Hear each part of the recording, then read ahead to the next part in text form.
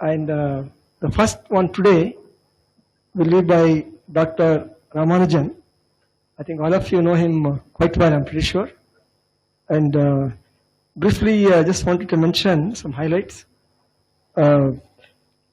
Interestingly, he's an alumnus of this department. He did his MSc by research here, and he also has a doctorate honoris causa by Sri Lal Bahadur Shastri Rashtriya Sanskrit Vidyapith, New Delhi. I think all of you know that he studied in a Gurukula system, and he's a Veda Varidi. Okay, so that we are grateful that we have within us a Veda Varidi, and he's also part of many committees in India in connection with Sanskrit. For example, including the dictionary project in the Pune and many other ones. I think the list is quite long, so I'm not sure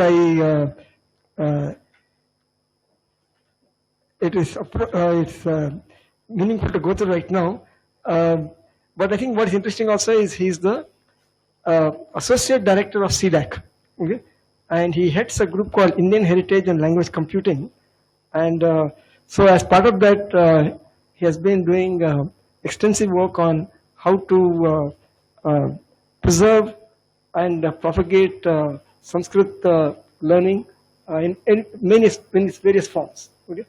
And I've had the fortune of working with him, just that when you have a great disciple, a great guru like him, the disciple also has to be fit to be able to receive the thing. Unfortunately, I'm not in that position.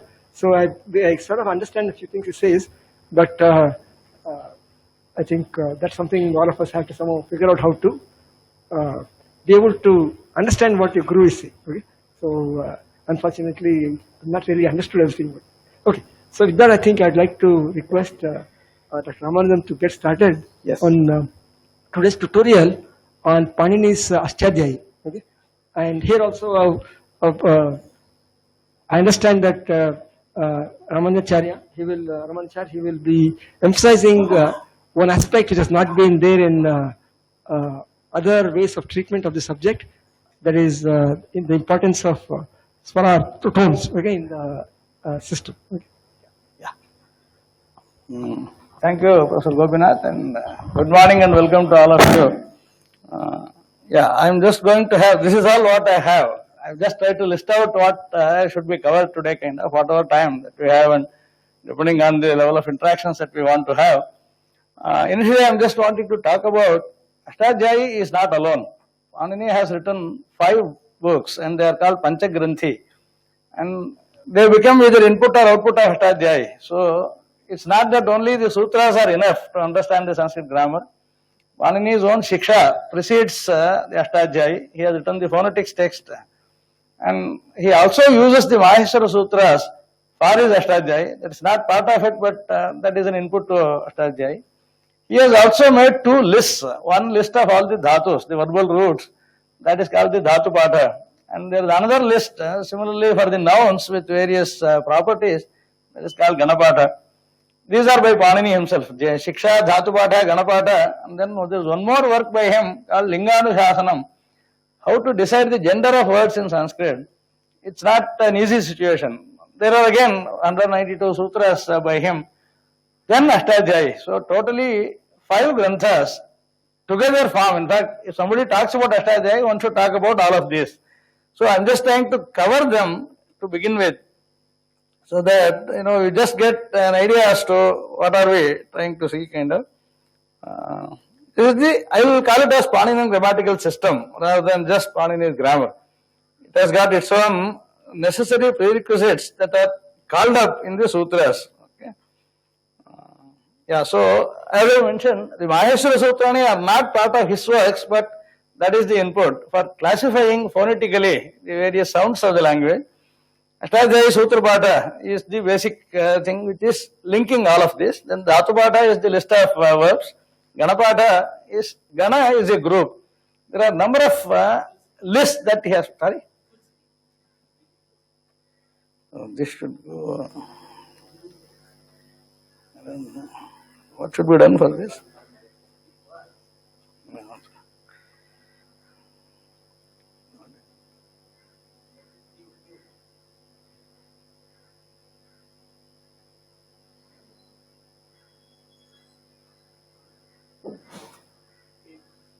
There is the full screen mode.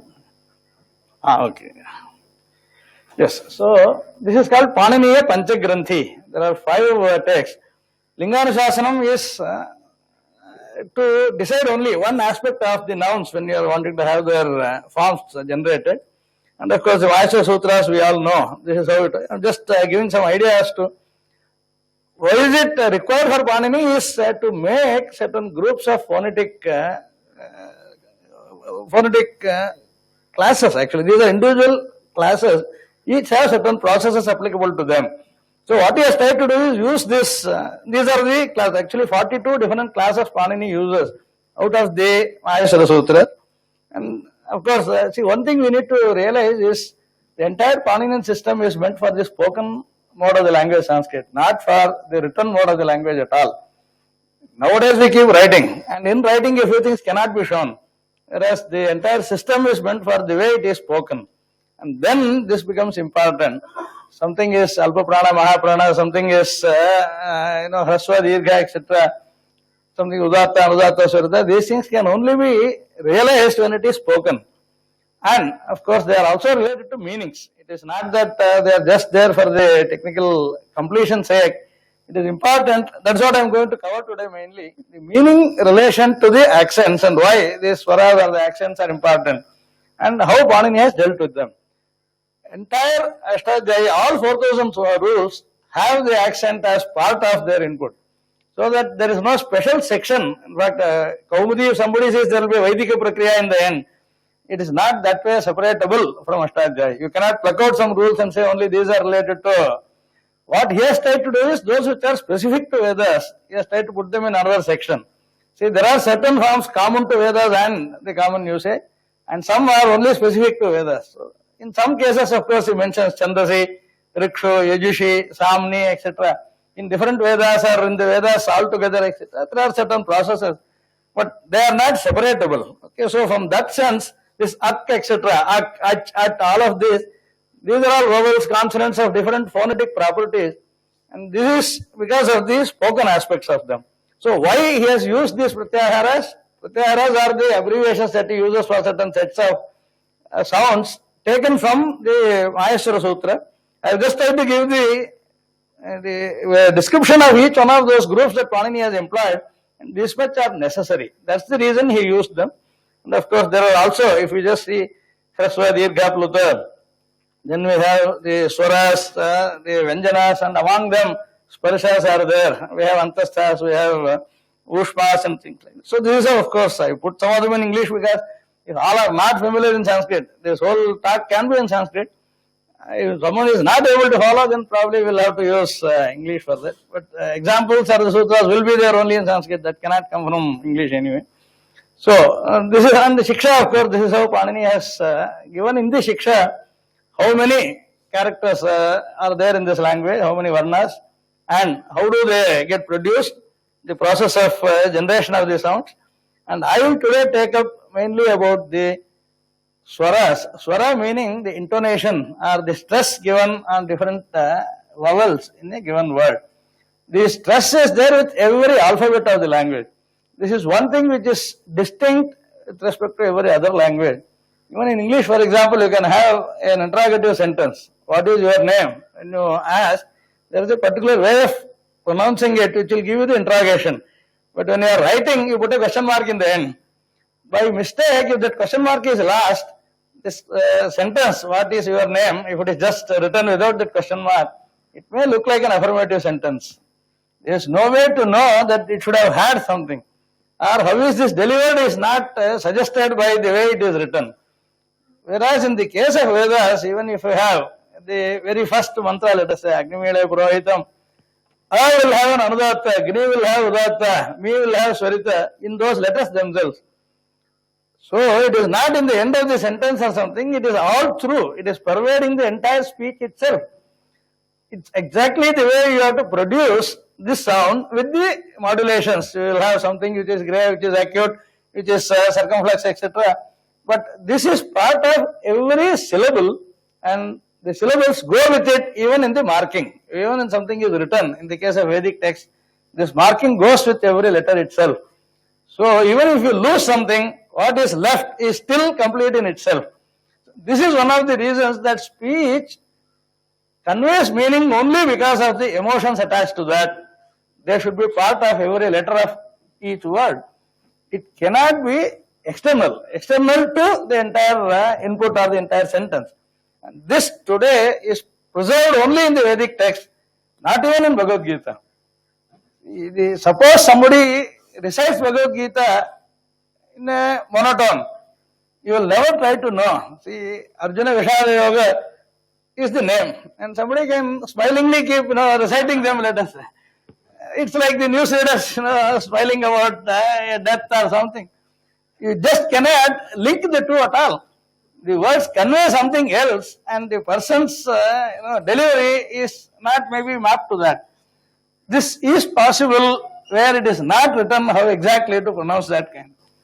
Whereas in the case of Vedic text, that's the only example today in the world where you do have the phonetics preserved, attached to every component, every constituent of each letter, each alphabet. And that is the reason we are wanting to stress on this.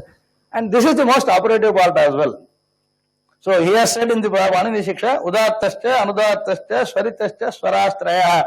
There are three basic swaras. That is what swara actually is now.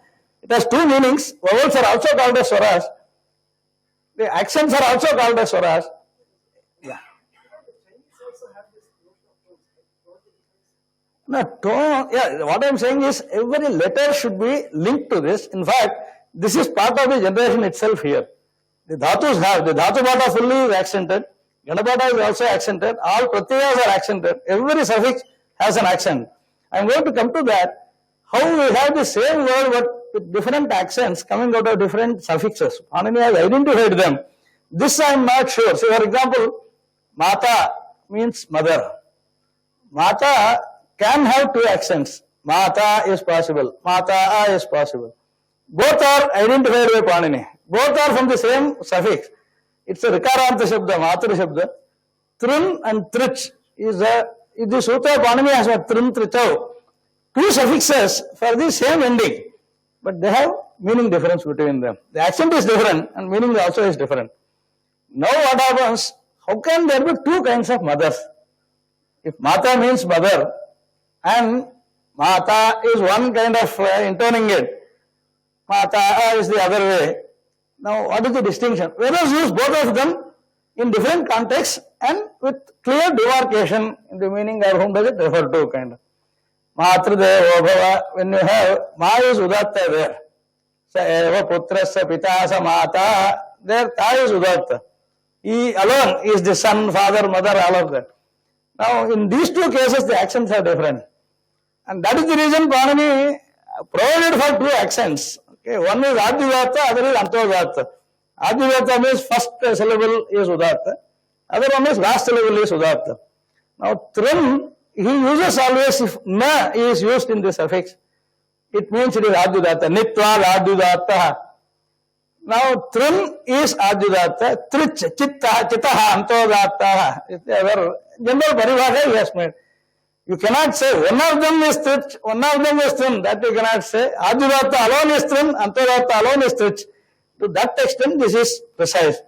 Now, word is the same, root and the suffixes, but because of the meaning, there are multiple suffixes for the same thing. That Acharya as a word has two possible suffixes. A is the upasarga, Chara is the root and Ya is the pratyaya. Ya, Yator, Nityam. Ya is one and Yat is another. Two suffixes he has made. Acharya is one accent. Acharya is the other accent. Now, for a brahmachari to do Agnikarya, the Samhidadhana, he should say Acharyastava. It is necessary as Yat pratyaya. He says Tit Swaritam. Between Ya and Yat, the distinction is Ya has no Anubandha, Yat has got Tu as Anubandha. Wherever Tu is used, it denotes it is Swarita. Now, ya and yat may have the same form, but the accent is different between them. Acharya, you need to follow. Dharma, acharya is possible. Acharya, artha, acharya is also a possible form. But acharya, charita is one who actually orders you, who teaches you, or upadesha, adesha, whoever is doing. Now, these two are different. For a brahmachari, Agni is the acharya. So, whereas this is not true of the others. For him, he gets the entire jnana, the Brahmavartasa, only through Agni Karya, Agni Paricharya. Now, at the different ashramas for the same person, this keeps changing over. And the mantras have such distinction. Panini has provided for them. In fact, today what we are missing, in general, when grammar is used for programming or any other purposes, it's getting popular, no doubt. But what is also getting not recognized so well is the importance about the meaning relation to the suffixes and why multiple suffixes. In fact, if you see tavyat, tavyaniyaraha, there is one sutra, two suffixes, tavyat and tavya. And he did not put tavya first, he put tavyat first because the confusion should not be there again. Now, kartavyam yajuhu, kartavyam, that is tavyat pratyaya, because there is a swarita there. Aṣṭādhyāyī tavyaha, that is also a tavyat pratyaya. That vya is swarita in that case. Evam upasitavyam, there it is udatta, it is just tavya. It is not tavyat. Swe tavyam ivetyahu, there tavyam is anudatta. Tavyam occurs as udatta, udatta and swarita in the Vedas. He has tried to provide for different suffixes. The meaning can still be the same, but in what situation, what accent will come is decided by the Vedic context. Vedic context of meaning related to dharma alone. But if you just see other things being equal, dharma is something that is sanctioned by Shastras. This is the statement. And how does somebody know? By the difference in the accents, by the difference in the way Vedas have used them. There is a very strange mention in Shabara Bhashya. This is a commentary on Mimamsa Sutras. There is a first sutra which says Athato Dharma Jijnasa, in the case of Purva Mimamsa. Hence, we will talk about Dharma. The inquiry about Dharma will start now. Then what is Dharma? Is the next question. So, the second sutra has to define Dharma. Chodana Lakshana Artho Dharmaha is the second sutra. Dharma is defined by Chodana. Chodana Lakshitaha Arthaha Dharmaha. Chodana means what? Chodana means an instruction, an order from some superior. Vedic mantras are called as Chodana. And if you need to know Vedas are Chodana, we can just refer to, let us say, the Gayatri mantra. Dhiyo yonah prachodayat. The word used there is prachodana of our buddhi has to be done by Savita, Deva, Bharga, etc. What he does is, he guides our mind to do things that are creative, which are creating dharma. Now this chodana as a word is an order, an injunction, but only applicable to Shubha Gatishu Dhiyo Yaha Chodayati. Now, any chodana is not, even a terrorist can get, let us say, an instruction that is not called as chodana. Shastra Vakyas are not treated as chodana, only Veda Vakyas are. So he did not say Vedoktaha Dharmaha. In the Veda also there are Satyam Vada, Dharmam Jara, etc. The Vidhis are taken as chodana.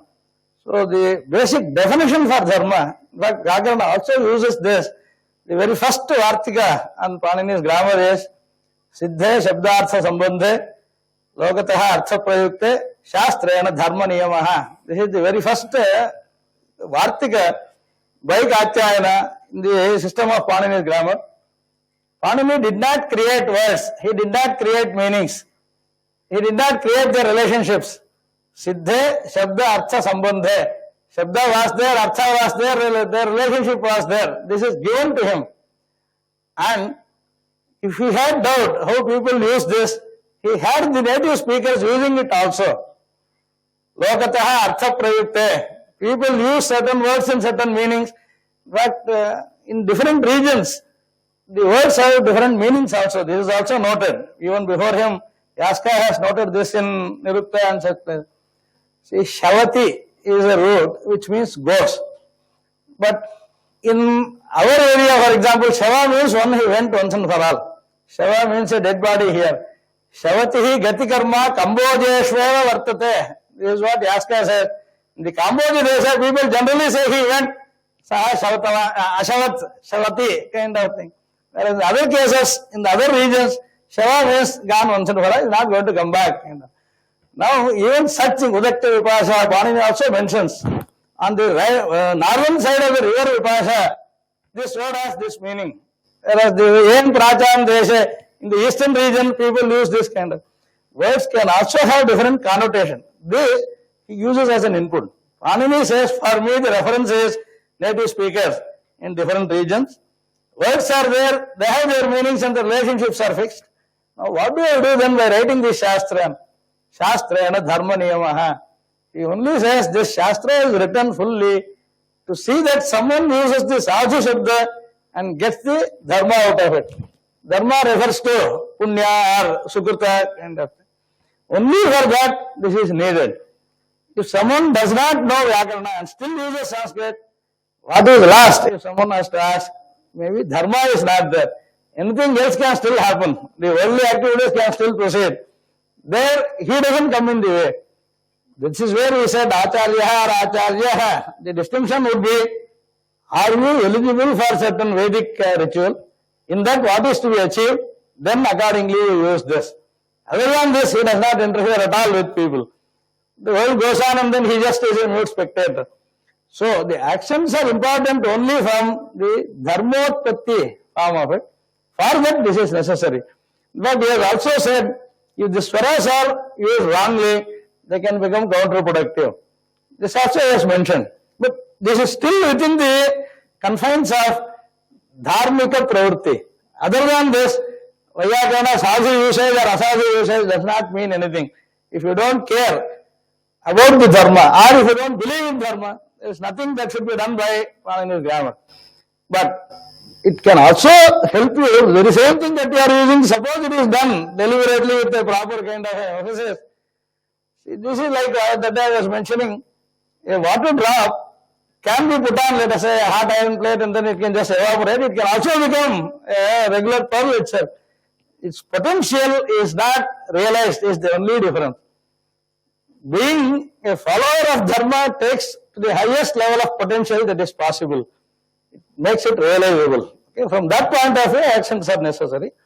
So, the swara is the word used both for accents and for the vowels is because only vowels have accents. Consonants do not have accents. So, it is something like overloading it. The same word in different contexts I will use, it can mean the accent or it can mean the vowel.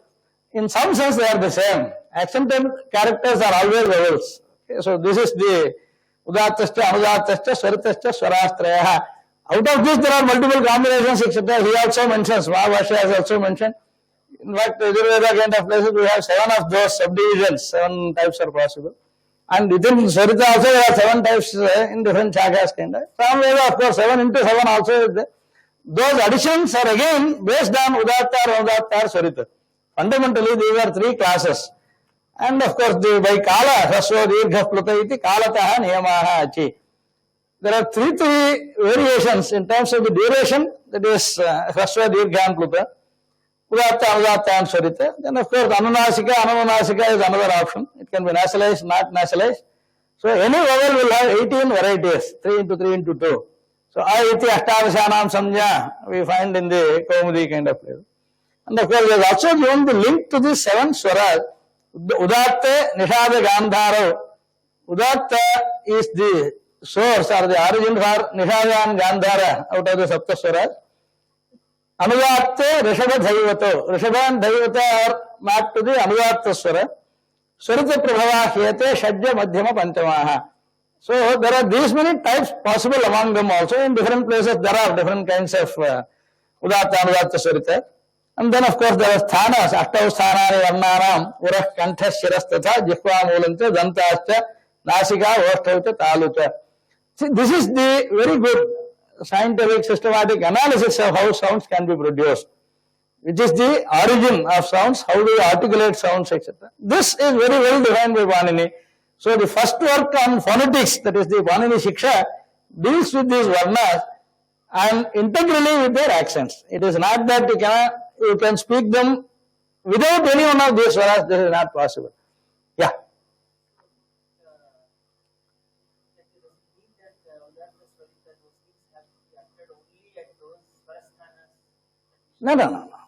No.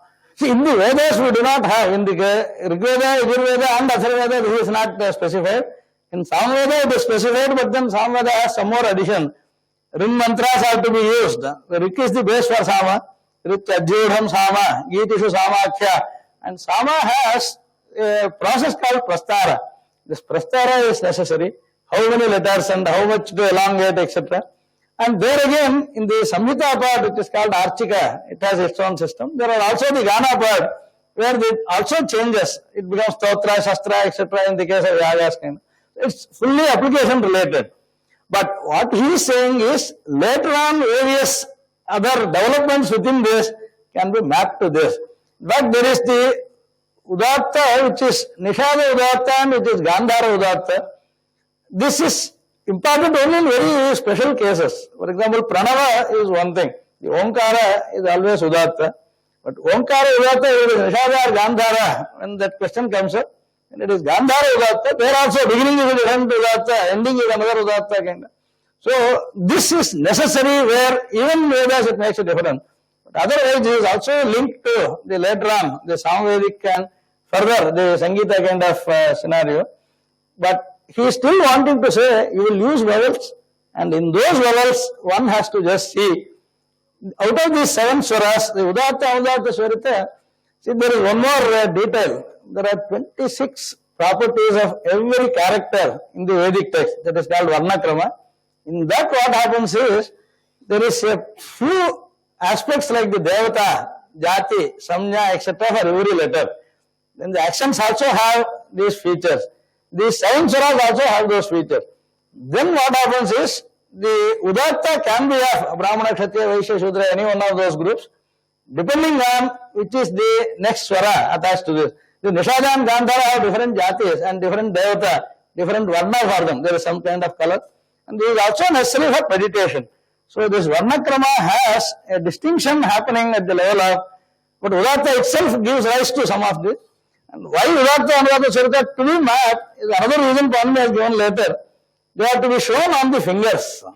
The different actions when somebody is reciting Vedic mantras, it is called Hasta Darshana, Hasta Chalana or Hasta Darshana. There, in fact, I think I also mentioned the slogan. Yeah. Udatta Vakhyati Vrishongulinam Pradeshini Mula Nivishta Murdha. Udatta has to be shown like this. Angushta is the Rishabha Angulina. Pradeshini Madhyani Mula Nivishta Murdha. Pradeshini is the, in Mula of the Pradeshini, you touch the Angushta. This is the way to show now we are reciting Udatta. When a person is saying Agimala Pradeshini, he should keep on moving his fingers and his the thumb on the other finger to denote that what he is saying can also be seen by the others by just looking at where the fingers are moving. Now, this also has a neuro-linguistic kind of purpose. This is explained in the yoga. But he is now trying to give you the basis for this. Now, there will be a distinction. Pradeshini, so, this Pradeshini Mula Nivishta Murdha Angushta is the feature of Udatta. This could have 2 different variations like Nishada Gandhara. So, that is when this is applied. In the application, there will be, but this part remains common to both. Similarly, Upanta Madhye, Swaritam, Dhritancha. Swarita is one action. Dhritam is the name of another action called Pratyaya. Pratyaya is also called as Dhrita. Panini is also defined. Swarita, Samhitana, Anudatasya, Pratyaya. In Samhita, if we have a Swarita, and after that, number of Anudatas come up, they will be heard like Udatta. Imam me Gange Yamune Saraswati Shatudri. Imam me Gange Yamune Saraswati. This is the way the individual word is. It's a Sambodhana, so they are all Anudatta. But once the Sandhi happens, Udatta followed by Anudatta becomes Swarita. Imam, Ma is Udatta, Me is Anudatta. Together, Imam Me, this Me becomes Swarita. Now, after May, we have Gange, Yamuna, Saraswati, all are Anudatta. But this now becomes held by the Swarita. Dhrita actually means held. Now, this is something like if you have a graph, there is a spike, and after that, it just slowly maybe tapers down till the last Anudatta comes up. Now, Imam is Anudatta, Ma is Udatta, then May went up. Gange, Yamuna, Saraswati. The last one is after it encounters another Udatta, this becomes back to Anudatta. So the last one he calls as Sannatara. Between them, what is there? Basically, its value is Anudatta. If you split it as an individual word, but when it is combined with the other words in Samhita, it hears like Udatta. In fact, Udatta Shruti is used in Taittiriya Pratisakya. Pratyaya hears like Udatta. But again, marking all these, etc., there is some need, and of course, I will also touch upon in the end. We have made a standard, which is also now part of Unicode and all, how to actually represent these accents and how to process them, etc., how to understand the meanings and all. And that is only one way of practically handling it in machines or something. The understanding is more important. More than that is the significance. Why is it actually mentioned in the first place? So, if you have multiple Anudattas following the Swarita, those are pronounced as though they are held at the previous level, at the higher level itself. So, this Swarita and Dhrita are to be shown Upanta Madhye. Upanta is this, that is last but one, penultimate. So, this the Anamika is used, Upanta Madhye, Swaritam Dhritancha, Kanishtikaya Anudattameva. Now, these three fingers are used, the Pradeshini, Anamika and Kanishtika, with Angushta for these basic swaras, three swaras. But other places come up to map the subdivisions of this. And Pratisakya of course, individually mentioned. If this Shakha has more variation, then you show this here. But this Hastahinam to Yodhita here also mentioned. Yes, criticize the person who does not show the recitation on his finger, then his knowledge is not complete. This is what he is saying. So, this kind of the relationship, actually I have also heard some people doing good experiments on this. They are able to link it to the neuro-linguistic processes. These exact positions and this kind of pronunciation. There is also a variation shown about the Adhyayatri Deha. The person who is reciting, his body has to elongate if you are reciting Udatta. And it will become relaxed if it is Anudatta. Adhyayatri Deha Dairghya, Dhvani Kadhinya, Kantha Kasha Kashatva. These are all kind of, he is also given how to identify. You may want to say in a particular form, but you are not saying it in that form. Some people use the head actually to move it. Udatta, that should not be done as a Giti, Shigri, Shirakampi, Tatha, Likita Pataka. He has said these are all doshas kind of. It is not by moving the head that you get the pitch. It is understanding and actually producing the. Then he is saying, if your body is relaxed, you are not pronouncing Udatta. You may still pose like the Udatta pronunciation, but it is not. So it is possible to find out. So this is linked to the the physiology of the person as well. And it will also correct mistakes in the body, but it will also cure diseases in the body. The Vedaparayana is sufficient to see that a person, in fact, I have seen this, at least this much I can vouch. My father had never taken medicine all his life, but he was a great Vedic scholar. Because of that, we have seen he has even cured others. Many years, you don't take medicine, you just decide certain things for certain ailment, see whether it gets cured or not. That happened. And this is because this mapping is known thoroughly well to people. And they stick to this to the T. It is possible. So the idea is, why are we stressing is, there is something that is a gold mine within the Aṣṭādhyāyī. It normally is neglected, but let us at least understand that. And this also is a link, let us say, to neural sciences tomorrow, or maybe the cognition aspects of this. See, using certain words alone creates a better potential of the mind to grasp tough things, complex things kind of. But the Ayurveda also mentions, Charaka mentions, a good Vaidya is one who cures diseases by mantras.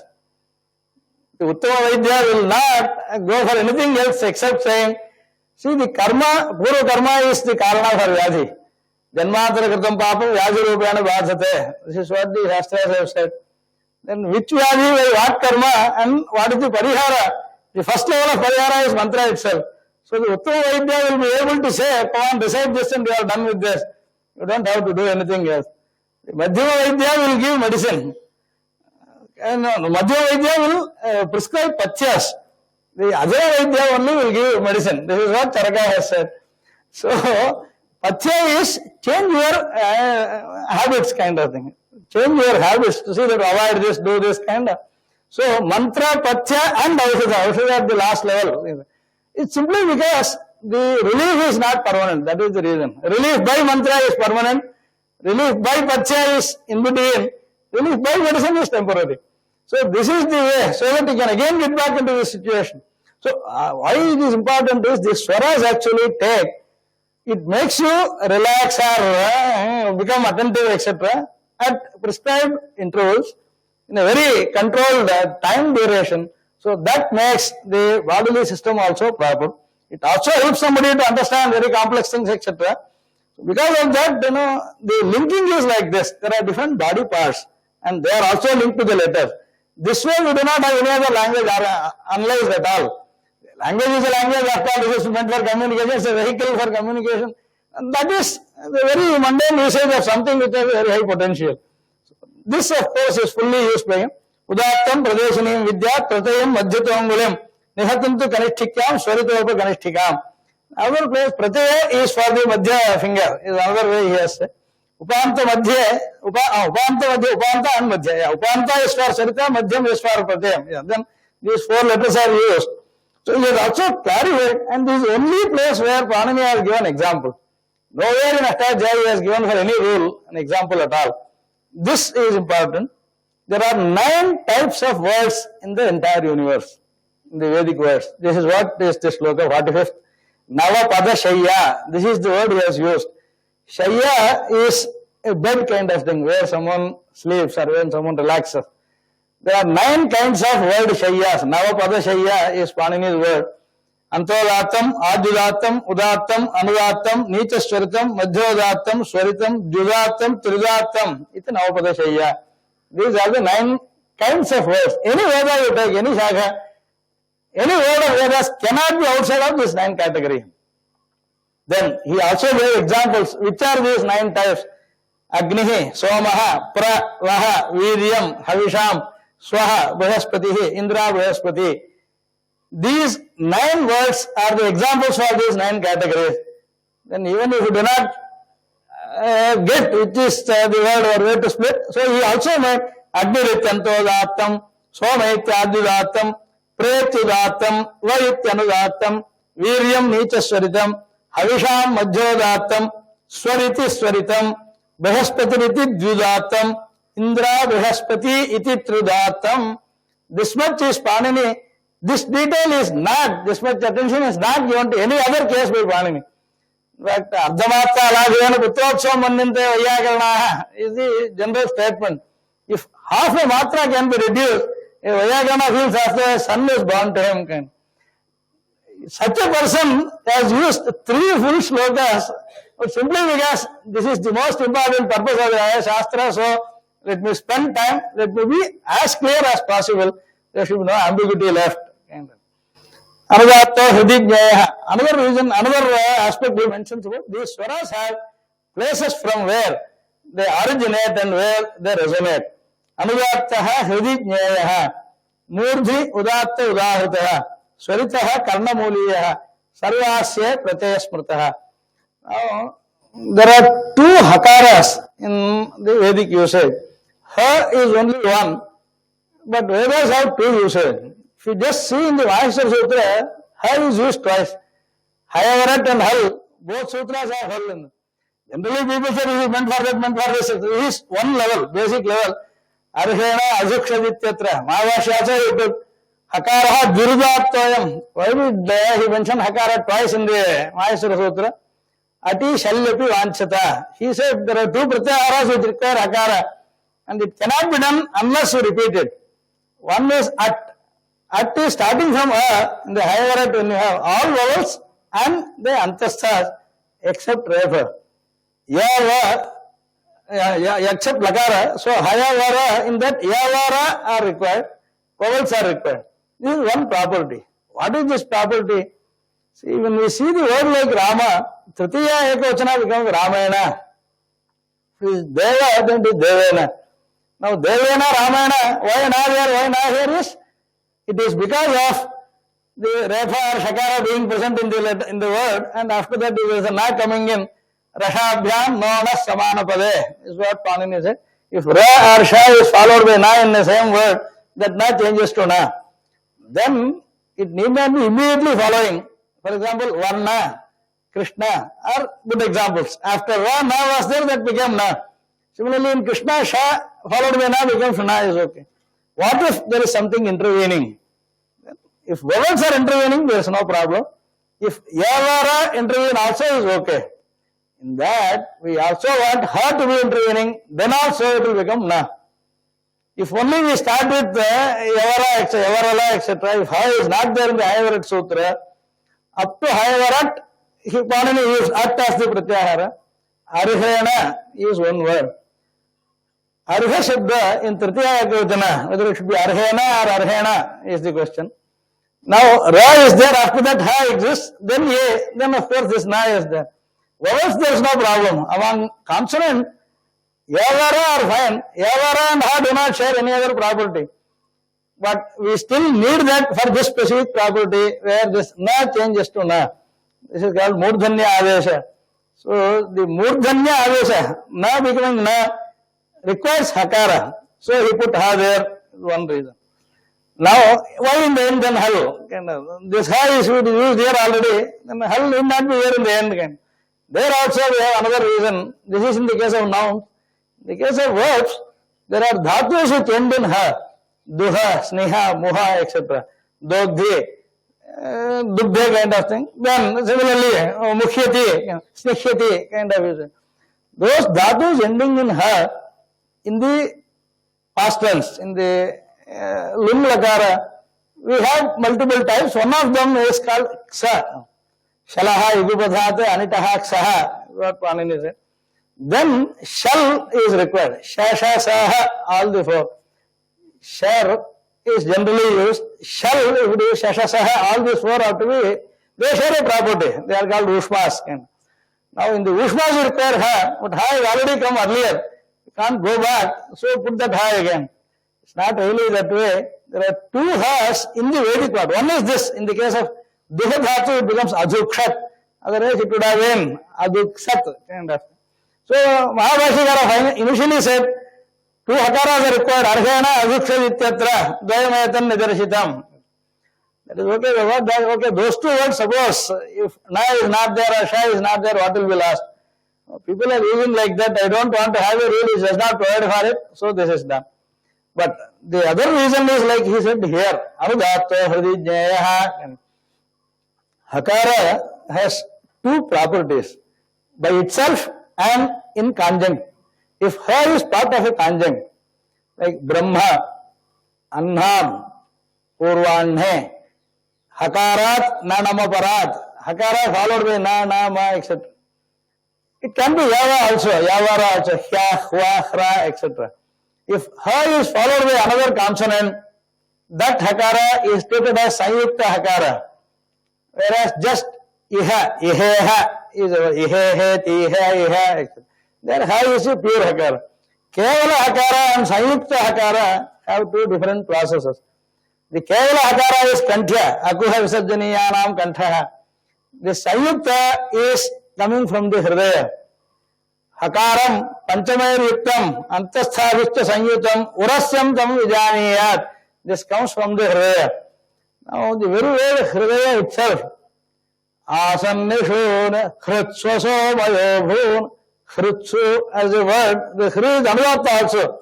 Hakara also comes from the Hridaya, Anuvatta also comes from the Hridaya.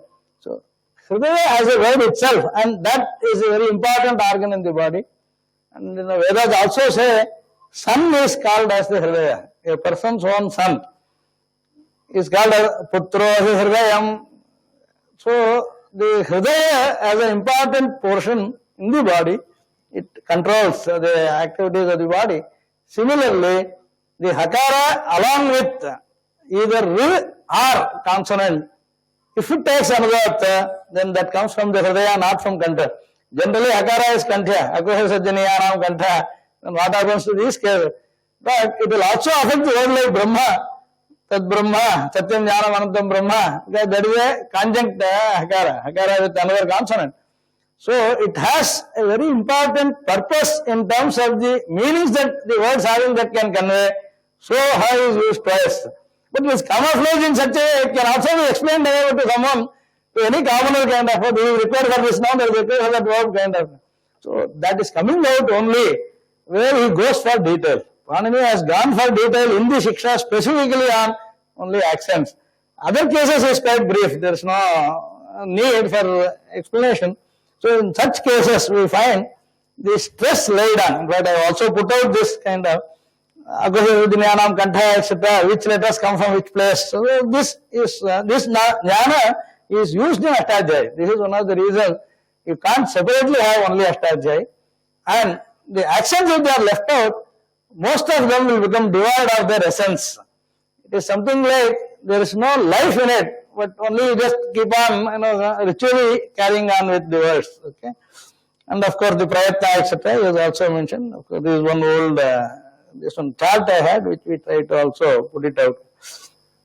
And there is another concept that Panini uses for all of these texts put together called Upadesha.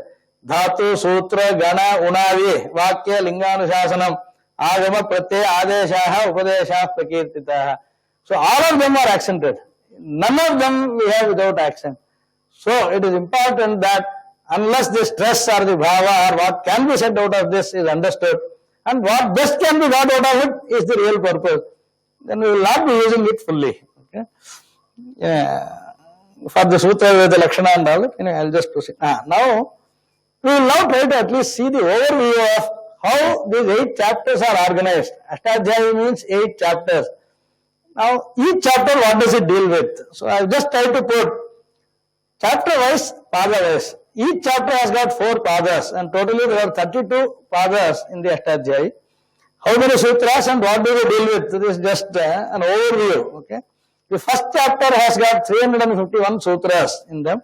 First pada has got samya and paribhasha, all the technical terms and the meta language. How to use these sutras themselves is given in the very first pada.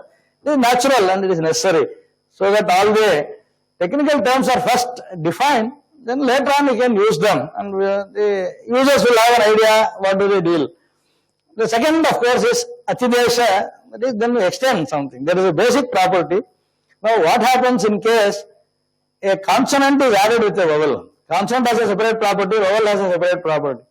Even when we say ka, k is the consonant, a is the vowel there. K has a different property, a has a different property, to belong to different category. Now, when they are pronounced together, which will affect what? What will change where? Kind of. So, these kind of details, okay, initially, independent definition is made of each one of them, each component of the language, in the samjas and paribhashas, their usage starts. Extensions are given first. Things are treated together. A vowel and a consonant together is treated as a vowel and not as a consonant per se, when they are in conjunction. Like ka, it is akara pradhana and not kakara pradhana.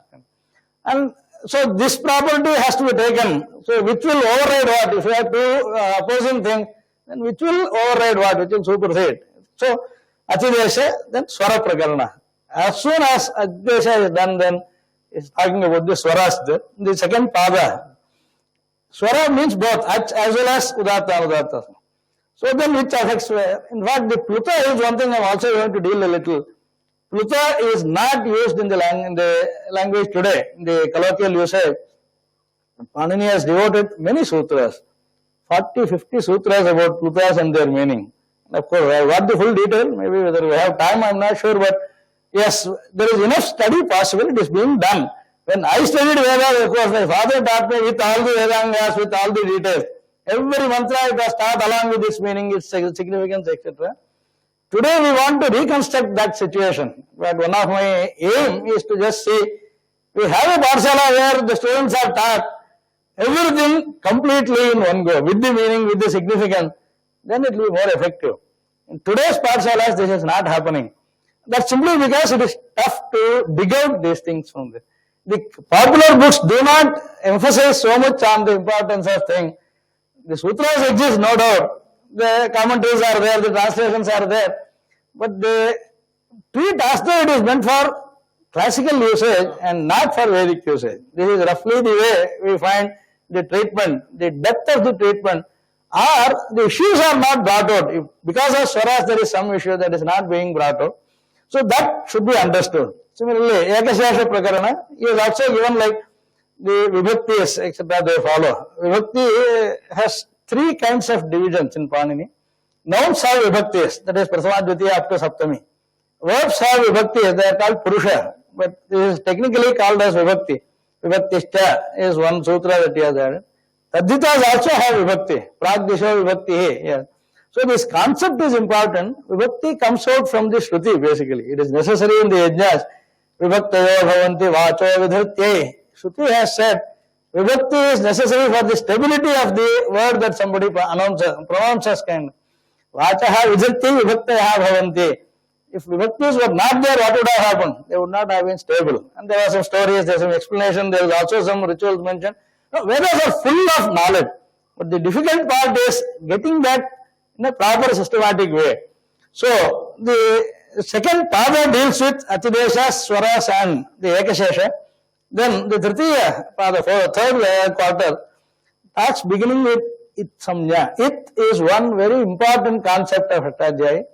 In fact, there was one professor there studying in Pune. His PhD thesis was on Anubandhas of Panini. It's a gem of a book. Actually. We have entire book we have used for our programming. Without it, it is not possible to program Aṣṭādhyāyī at all. So this Anubandhas is, that is, Panini uses certain letters which do not have any syllable count adding to the word.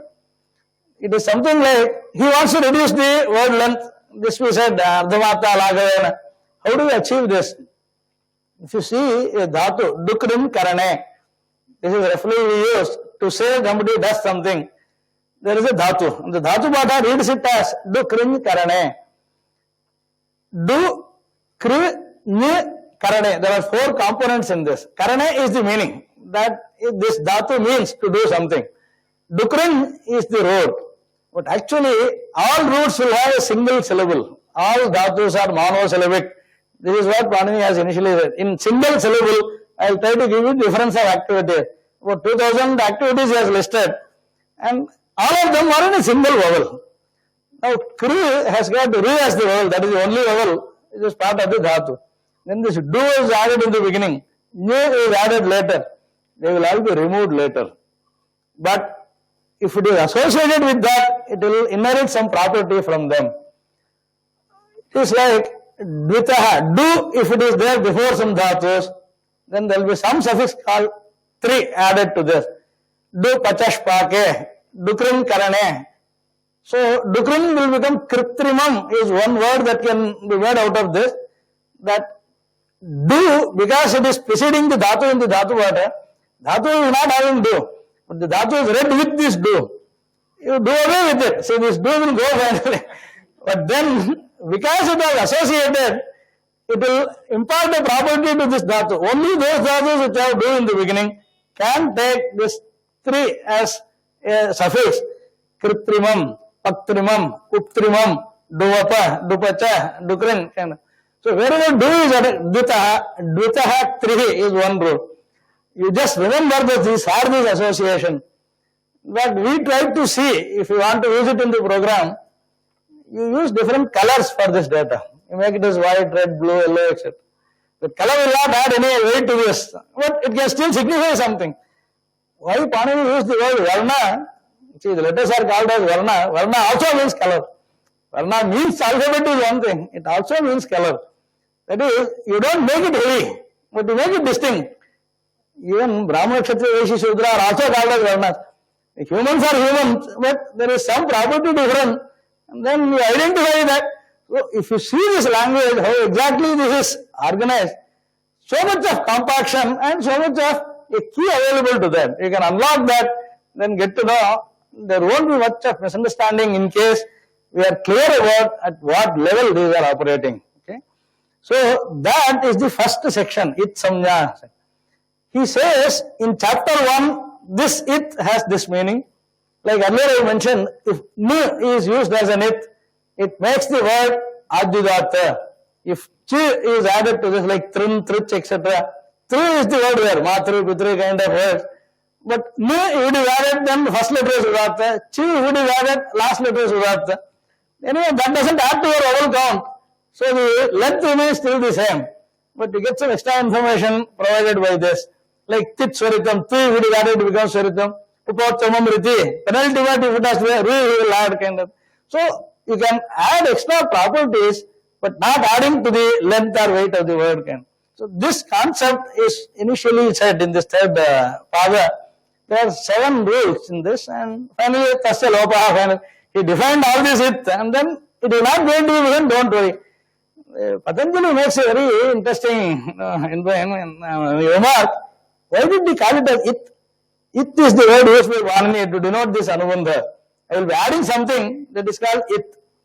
But if write in English, it remains, but it will go in the end. Then it also has a meaning, that which goes. See, in a gatau is a road. Eti, iti, it, natisthati, tatsaha.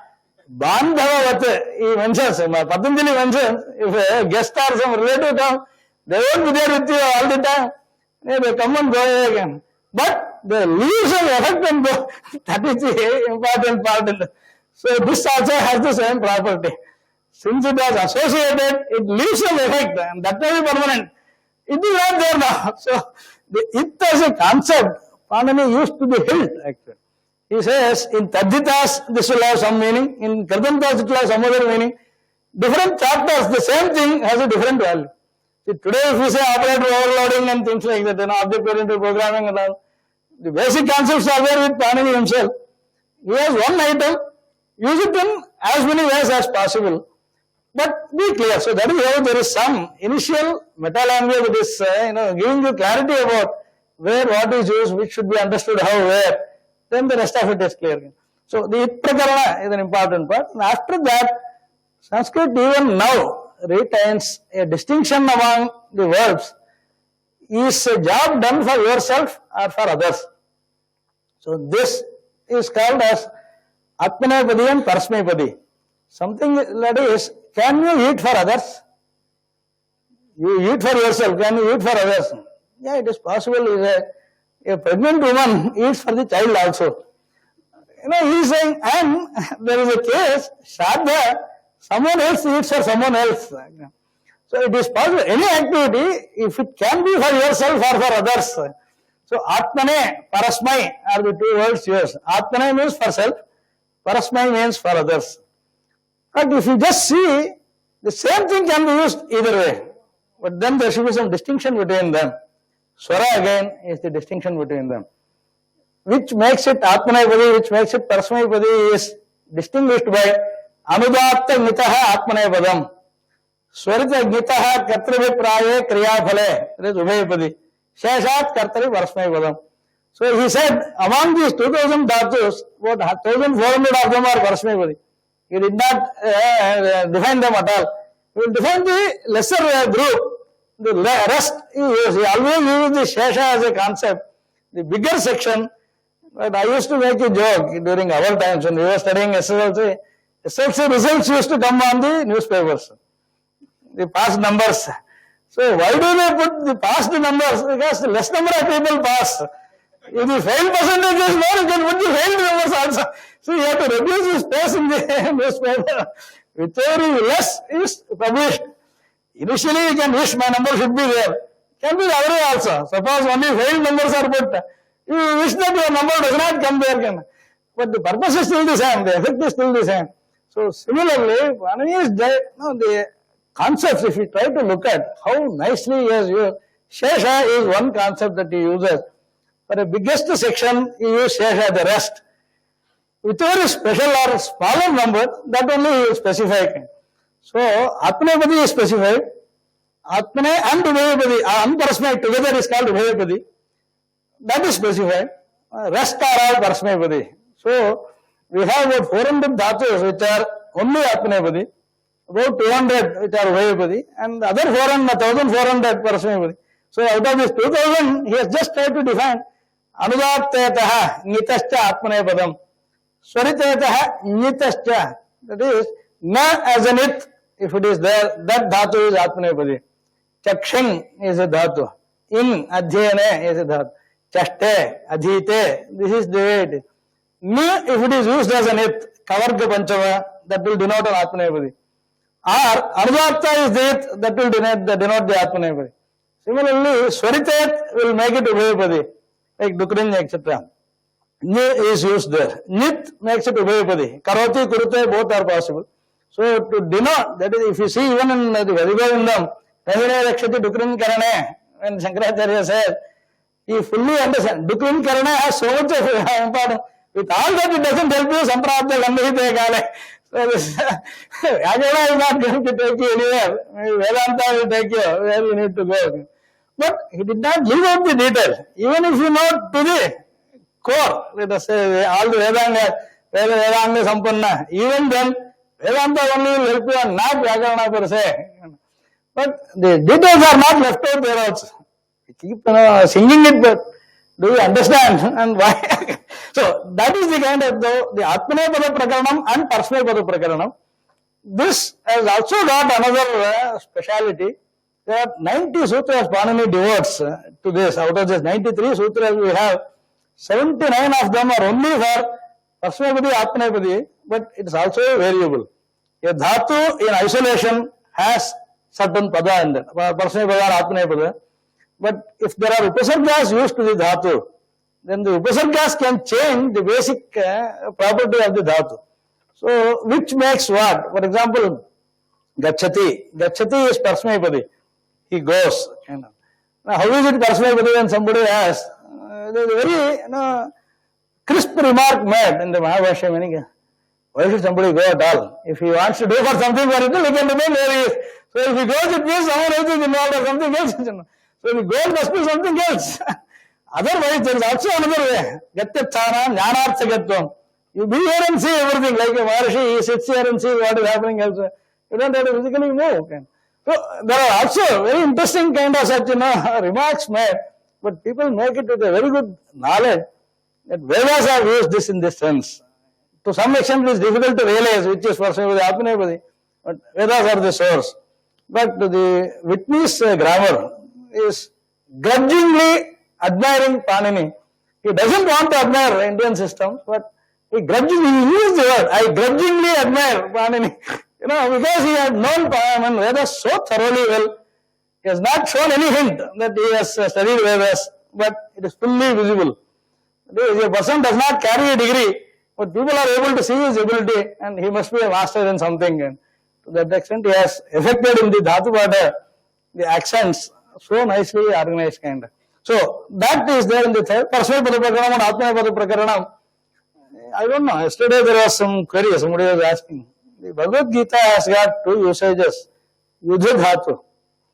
In the first chapter he says, Nayotse iti Govindam. Ukta Tushmim Babhuvaha. I will not fight. He said and then kept quiet. Nayotse. Nayotse iti Govindam Ukta Tushmim Babhuvaha. Now Yotse is used in Atmanepadi there. I will not fight in the future tense. Now, about the Acharyas when he says, Kasam Bhishma Om Sankhya Dronancha Varisodana, Yeshubhi Prati Yotsyami, Pujarha Varisodana. There he has used Prati Yotsyami. That is Parasmapadi usage, which is correct. The Dhatu is not a Vayapadi actually. The Dhatu is Atmanepadi, per se. Yudha Samprahare, and it is an Avadhat. So because it is Avadhat, it should become Atmanepadi only. But the both usages are found. Whereas one can doubt maybe the Prati Upasarga whether it will change. There it is only Yotse, it is Prati Yotsyami. So if the Upasarga Prati will it change? Prati does not change either to Parasmapadi. So, and of course there is also in the Gita Bhashya, Ramanujachar Gita Bhashya, he simply changes that Yotse he changes to Yotsyami. Prati Yotsyami he doesn't comment. Vedanta further comments, saying, though the dhatu is Anudattet, so it should have become Atmanepadi. Anudattet prayuktam Atmanepadam anityam iti mattva Prati Yotsyami ityuktam. Yadyapi prayoga, in Ramayana, Valmiki used, there is no one, anywhere, anytime, who can fight Rama. Nasosti trishu lokeshu, sarva bhuteshu sarvada, yo Ramam pratiyudhyata, Vishnutulya parakramam. This is what Valmiki said. Yo Ramam pratiyudhyata. So this prati, it is Atmavadi only, so pratiyudhyata is used by Adikavi. So this pratiyodhyami cannot be justified from that point.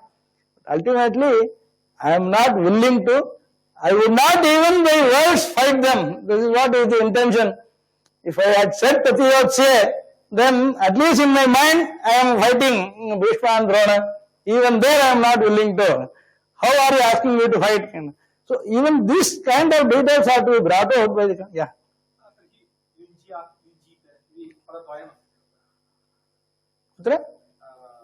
Yujur yoga is dhatu. बहुत ना युद्ध धातु है विभदितम तरीके नास्ते युंते युनक्ति विभवप्यस्ते युनक्ति युंते तत्तु विभदि धातु तत्र क्लेशो नास्ति भुंक्ते भुनक्ति तत्रापि विद्यते भुजि धातोरपि सहनौ सहनौ भुनक्तु इत्यत्र रक्षतु इत्येव अर्थः अश्नातु इति नार्थः तत्र खादनं नार्थः भुजः अनवने इति धातु भुजः अनवने अरक्षणार्थे परस्मैपदी भुजोनवने यदि पाणिना अस्मिन्नेव प्रकरणे अस्ति तर्हि किं सहनौ भुनक्तु इत्यत्र it eat both of is not the meaning similarly आचार्यः सकृत् भुङ्क्ते there is not protecting anyone so आत्मनेपदी मीन्स ओनली ईटिंग परस्मैपदी मीन्स ओनली प्रोटेक्टिंग बुभुजे पृथिवीपालः कालिदासः आल्सो यूज्ड बुभुजे पृथिवीपालः सो दैट वे इन कर्मणि it is possible to have but in कर्तरि भोजनम and rakshanam have the padi specific to them. But Panini also said this is Udayapadi, but in one padi, one meaning, the other meaning is other padi. It has got two meanings. Bhuja palana abhivaharayoho is the dhatu. Palana is one meaning, abhivahara is another meaning. Bhujaha anavane parasmepadi. That is what Panini has said. So the rakshanartha is parasmepadi. Eating as the meaning is atmanepadi. That should not be interchanged. Bhunkte nametau. Bhunkte, eating. Bhunakti, similarly Yunakti, Yunkte. Yunakti, Yunkte, Yung Janeshu, in fact both are used in the yagas. The Yajamana does the yaga and finally he gets the phala. But this is also meant for the Sarvanika, those who attend the Sadasyas. So Yunakti, Yunkte, Yung Janeshu is used in the Veda. Both are there. So that Yudhidhatu, that is fine. Injat is also okay. Injita is also fine. Yudhidhatu is not like that. That is what I am saying. Even there, when you use Yotsya and Yotsyami, but there is some distinction along with what it is used. Then this if it is creating that, then that can be treated as Anitya, etc. So, yeah, the Tritiya Pada has these details. Itsamya, Atmanepadi, Parasmepadi. Only that is there in one Pada, 93 Sutra. And the fourth Pada, there are certain samyas which are useful for categories of words. That is, this Avyayas. Among Avyayas, Upasarga is one category, Gati is another category, Karma Pravataniya is another category, Nipata is another category. So he subdivides the particles which are neither nouns nor verbs.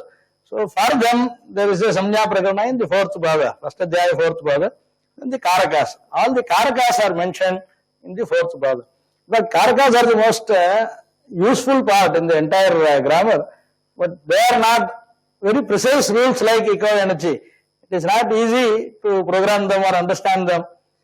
Karmana yamabhipraiti sasampradhanam. Somebody says, there is no way somebody can make out what they said. And that is why I was mentioning on the other talk, this Manava Rasa Shlokartikam kind of books are needed to understand the cognitive level or the epistemological level of categories of words.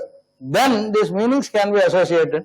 It's not the word level category, it is the meaning level category that will make things possible to understand the Karaka. And in the Karakas, there are many sutras that specifically for Vedas Panini has used. I don't know whether I will have time, but I have all the charts. I have brought various things. Let us see how much you are able to cover. The second chapter begins with the samasas.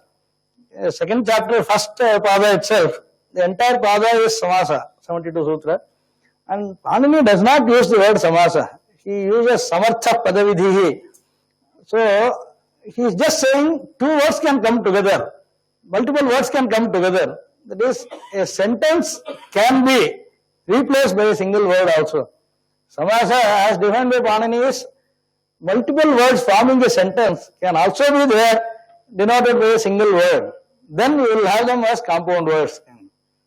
So, Darshapurnamasayaji is one word. Darshapurnamasayaji has a meaning. There are two yagas, one that is performed on Amavasya, other one on Purnami. The Amavasya yaga is called Darsha, yaga performed on Purnami is called Purnamasa. One who performs yagas on Amavasya and Purnami is called Darshapurnamasayaji. This is a single word, but it is a compound word. So there he said, a word can replace a sentence. In such a case, you use samasas. And samasas are of multiple types, and then he has tried to define them. And if multiple words are there, which is important, based on the relative importance, samasas are classified. So generally we say, Uttara Padartha Pradhanaha, Tatpurushaha. So Purva Padartha Pradhana, Vibhavaha, Vaya Padartha Pradhana, Dvandvaha, Anya Padartha Pradhana, Bahurihi, like that. So there are different kinds of categories, and he has given rules for them. The second chapter, first pada is fully samasa, second pada also is samasa, but in that he has also had certain special arrangements of words in samasa. That is called Purva Nipata. There are compounds called Mayura Vyamsakadi. Vyamsakachaso Mayurastu Mayura Vyamsaka. You put the second word first, kind of. So, but there are also some rules he gives and reasons also he gives. See, when many people come, whom do you mention first? These are also important. You invite many guests for a program. Whom should you mention first? There he has Abhyaritam Purvam, Alpacharam, etc. number. See, shorter name first, more respectable name first, etc. this way. Of course, you don't find ladies first in this, but anyway, people might say, people might laugh, but Abhyaritam can be taken. Shankaracharya uses this, Abhyaritatvat, Matra Shabda kind of. So why Mata Devava first, Pita Devava next? Then he says Abhyaritatvat Purvatvam. Mata is more respectable than Pita. Shastras also have said, Sahasrantu Putran Mata Gauravena Atirichyate. So more than 1,000 fathers, one mother can equate them kind of. So, but he has given such rules, Abhyaritatvam. Abhyarita, who, of course, that comes from the social side. He doesn't deal with them in Vyakarana. Abhyaritam Purvam, Alpacharam, Lagvaksharam Purvam, etc. Even if the same number of letters are there, then Hrasva has to be preferred to Dirgha. Kind of. The standard example is Kushakasham. See, you go for getting the darbas are called as Kusha. They are also with, mixed with other normal grass. So that is called Kasha. Kusha Kasha Avalambanam. We only take Kusha out of the Kashas. Then Kasha Kusham should not be said because Ka is Dirgha. Ku is Rasva. So Kusha Kasha Neva, not the Kasha Kusham. Kind of. So he has made certain, no, this is important because also in the lokas also if you just see, when there is a variation, of course there are special reasons given. Brahma Sutras have some variations for this. Then Vyasa goes for giving reason. As though he has to please Panini. There is no need that Vyasa should please Panini. But it is a recognition that Paninian system is so thoroughly thought up and so much popular. One will not try to see that, okay, we upset the interest in Panini or the respect for him. See, we have Uttara Purvaya Aṣṭādhyāyī Vināśo. Uttara Purvaya Aṣṭādhyāyī Vināśo in the Brahma Sutra. After somebody does the dhyana, his later sins are absolved, earlier sins also are lost.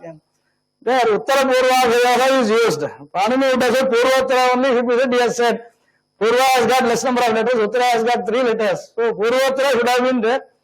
But Kasam Uttara Purva iti Vedante, Patanjali asks and says, that is not grammar field at all. That's a field of realization. That is where Shankaracharya used Dutrin Karane. Naya Akshati Dutrin Karane. We find some cases in the Brahma Sutra which may not stick to this. But you have already reached the stage where grammar will not bother you. Apashabda is not going to bother you. Kind of. Anyway, but the basics have to be known. So that is where this second chapter, second pada, along with samasas, this Purva Nipata also is held by him. The third pada is fully about vibhaktis. Only vibhaktis. 73 sutras. Prathama to Saptami vibhaktis are all nouns. And interestingly, he casts them as anabhihite. That is the adhikara, karmani dvitiya. The order is not 1 to 7. It's based on the importance of karakas. So, but it's a very good study to understand why Panini places something in some place. the positional importance or prominence is a study. In fact, many people have written lots of books on this. More than 1 lakh papers are available, research papers on Panini's grammar. And so much of work and still it is going on. Still people feel we have not completed things kind of. So, vibhaktis are in the third. Then fourth part of the second chapter, Ekavat Bhava, Āṛḍha-dhātuka, then Lupta Prakarana, etc. Then Pratyayas, he now comes to the bases are held with, then the suffixes. So, for suffixes there are certain basic rules he gives in the second chapter, and third, fourth, fifth are fully for suffixes. So, third chapter is about dhatus. It is pratyayadhikara and pratyayas related to dhatus first. Dhatu samjna prayojaka pratyaya prakaranam. Shli adesha prakaranam. This shli is one word Panini uses. This is how it is an artificial construct. He should not have more than one vowel, but he needs to have multiple properties. So, cha, la, all of them. Chli, lungi, chle, sich, like that. Even to pronounce the sutras are tough. Many sutras, for the sake of brevity, it becomes quite tough. And it's important, of course, the Shabdikas are said to be dancing on their tongues. This is what Venkatacharya mentions. They are capable of, this amount of exercise to the tongue. Of course, he says, che, che, che, yartha vachaha, all this, the sutra alone, somebody no meaning at all. It's all totally artificial. So then he says, todhi, todhi, tadhiti, tagita, tagita, dik, tahadik, tattakaraihi. Suppose somebody is doing Nartana and then somebody is saying Yagana, what is the difference between them? So these people are people as Aṣṭādhyāyī and those are only people as Kalakaras. So why this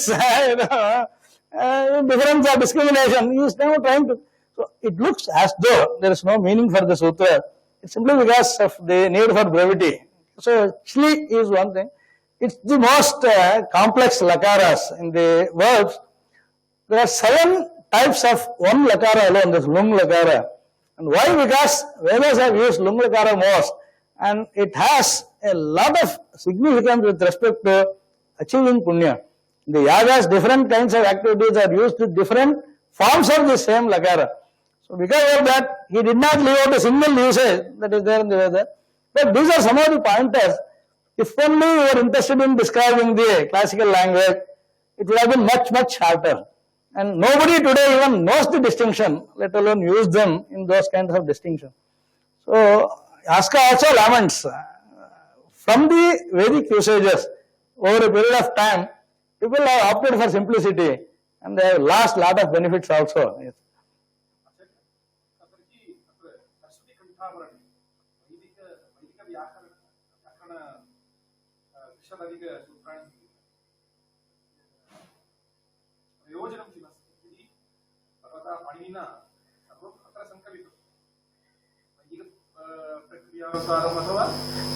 व्यावहारिक प्रक्रियानुसारं व्याकरण इति भागः अष्टमाध्यायः सरस्वतीकण्ठाः तत्र तदेव भट्टोजी दीक्षितेनापि एवमेव कृतं बहु समीपकाले पुष्पादीक्षित इत्यस्ति तत्तु प्रसिद्धवैयाकरणः विद्यते तया काचित् नूतना प्रक्रिया आविष्कृता अस्ति पौष्टी प्रक्रिया तया नाम दत्तं मया एतत् इदं प्रथमतया क्रियते इति सा लिखितवती तया 10 पृष्ठात्मकम् एकं लेखनं लिखितं यत्र सा कौमुदी न पठितव्या कौमुदी प्रकारेण गमनेन प्रक्रियारूपेण गमनेन बोधेनापि प्रक्रियार्थमेव सरस्वतीकण्ठाभरणं लिखितं प्रक्रियायाः प्राधान्यं नास्ति प्रकृतेः प्राधान्यमस्ति प्रकृतिः अन्या प्रक्रियान्यः यद्यपि उभावपि समानेन धातुना उपसर्गेण प्रत्ययेन युक्तौ केवलं लिङ्गे विभागः विद्यते पाणिनेः प्रयोजनं वेदाङ्गत्वम् अन्येषां तु तन्नास्ति तत्तु मया वक्तव्यमासीत् तत्र प्रथमवार्तिके एव कुतः शब्दानुशासनं क्रियते इति पृष्ट्वा अथ शब्दानुशासनं केषां शब्दानां वैदिकानां लौकिकानां च कुतः शब्दानुशासनं तर्हि रक्षोहागमलघ्वसन्देहः प्रयोजनम् इत्युक्तं तत्तु पतञ्जलिना विव्रियते तर्हि प्रथमं प्रयोजनं रक्षार्थं वेदानाम् अध्येयं व्याकरणं प्रथमपङ्क्तिः एवमस्ति रक्षार्थं वेदानाम् अध्येयं व्याकरणम् एतत्तु येषां नास्ति भट्टदीक्षस्यापि नास्ति भोजस्यापि नास्ति भोजस्य सरस्वतीकण्ठाभरणे प्रयोजनम् अलङ्कारikasya yavata saukaryam syat bahunam alankaranam sanniveशार्थम यदि शब्दानां ज्ञानं सम्यक् विभज्य भवति तेन बहुधा उन्नीता बहु प्रकारेण एकस्य भोजन तु तस्य प्रतिभा अन्याविषये तत्र चिन्ता नास्ति अपि तु तस्य वेदाङ्गत्वं नास्ति तस्य दायित्वमपि नास्ति वेदस्य रक्षणे तस्य दायित्वं नास्ति यथा इदानीं वेदे कश्चन शब्दः प्रयुक्तः तस्य साधुत्वं समर्थनीयं केनचित् अग्रे मया वक्ष्यते बहवः तादृशाः शब्दाः अस्माभिः स्वीक्रियन्ते तर्हि वयं जानीमः पाणिनिं विना अन्येन न केनापि एतत् कर्तुं शक्यं नापेक्षितं च यदि एकः सम्यक् करोति कुतः पुनः अन्ये करणीयं पाणिना यन् न कृतं तद् अन्यैः क्रियते अलङ्कारविषये न किमपि उक्तं पाणिनिना भोजः तदर्थमेव ग्रन्थं लिखितवान् अपि तु तस्यापि व्याकरणम् अपेक्षितं सः व्याकरणस्यैव बहु सूक्ष्मक्रियया विभागम् अन्तर्विभागञ्च कृत्वा बहुधा प्रस्तावितवान् अपि तु वैदिकविषये मया न क्रियते हेमचन्द्रस्यापि एवमेव विद्यते वैदिकविभागं त्यक्त्वा अन्यत् सर्वम् अस्माभिः अन्यथा क्रियते वैदिकविभागः पाणिनिरेव सार्वभौमः तस्य प्रतिस्पर्धी कोऽपि नास्ति कुत्रापि नापेक्षितश्च एक एव अपेक्षितः यदि सम्यक् तत्र दृष्टान्तः दत्तः सूर्यः अन्यः नापेक्षितः एकेन सूर्येण विश्वस्य प्रयोजनं भवत्येव तर्हि एषः मास्तु अन्यः आगच्छति इति कस्यापि आकाङ्क्षैव नोदयति सूर्यवत् पाणिनिः इति सः लिखति वैदिकविषये एक एव सूर्यः अपेक्षितः स तु अस्त्येव सदा विराजते तर्हि अन्येषाम् अपेक्षा नास्ति चन्द्रविषये एवं वक्तुं न शक्यते अनेकानि नक्षत्राण्यपि सन्ति यथा एषः अमावास्यादिना चन्द्रेव न भवति किं कुर्मः यदि भवति पूर्णमास्यां प्रायः अन्येषां तथा द्योतनं नास्ति अतः सूर्योत् पाणिनिः भवति वैदिकप्रक्रिया सूर्योत् भविष्यति लौकिकप्रक्रिया चन्द्रोत् भवति नक्षत्रोत् भवति खद्योतोरपि भवति यः कश्चित् निरस्तपादप्रदेशे एरण्डोपि दुमायते इत्युच्यते तथापि भवितुं शक्यते अतः third chapter is to deal with all the suffixes to pratyadhikara and dhatoh. Yes, dhatu pratyas are there in the entire third chapter. It's a big chapter. Section 131 sutras are there, and dhatus their classification, lakaras their classification, and the dhatus and pratyas together. Another major classification called sarvadhatuka and ardhadhatuka. That is again based on accents. So there are 10 lakaras in Sanskritam, and within that 4 of them are sarvadhatuka, the others are ardhadhatuka. Ardhadhatukam sheshaha, that is what Panini says. There again the bigger one we put it as shesha. The ones that are small, he define them. But it is important because in the Vedic part, one only understands the thought processes, the evolution of thought processes from the Vedic concept. That does not come from the Loka. But given that, yes, people can play around with it. You can try to improvise, try to be innovative, try to be useful, or try to be to a particular domain or to a particular purpose. Somebody can do it even better. But all put together universally, the thought processes emerge from the Vedic part. So the divisions are fully to see that no Vedic usage is unexplained. This is the purpose. Otherwise, we don't need so much. In fact, today people do not use the Parsmapadi Atmanepadi distinction so well. But it is important. It's important only dharma is part of it. Otherwise, there is no need. For adharma, how does it matter? See, if you want to know the route, it's only because you know the destination. If you want to be lost, there are infinite ways of getting lost. How does it matter? How do you get lost? So, only to reach a goal you need a path. So, and there is a single path. So that is why Aṣṭādhyāyī is the Vedic basis is to see that everyone reaches moksha kingdom. Then possibly, yes, this is helpful. Anything other than that, see, even Upanishads mention there are number of nadis in the body. And all of these are connected to the Hridaya. Shatancha, Ekacha, Hridayasya, Nadyaha. There are 101 nerves. This is from Chandogya Upanishad. Shatancha, Ekacha, Hridayasya, Nadyaha. Why 101? It separately said that only one, it touches the head. Tasam Murdhanam Adhimisrita Eka. The one is the one that is connected is called Sushumna Nadi. Other than that, Taya Urdhvayan Amrutattavayati. Vishwam Nanya Utkamane Bhavanti. So to go to any other place, you can go to any route, doesn't matter. You have to go to Brahma Prati, only the Sushumna has to be found out. Then yoga is necessary, Shastra is necessary, all this is necessary. But if you take majority, then one against another one is no majority anyway.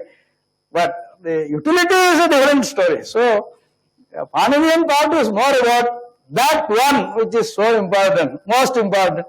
For that he tried to cater. That's why some of the complexities as people find it today. And the Westerners have a habit of saying these are irregular forms, irregular forms. Are you regular, irregular? So people use something that cannot be generalized is called as irregular.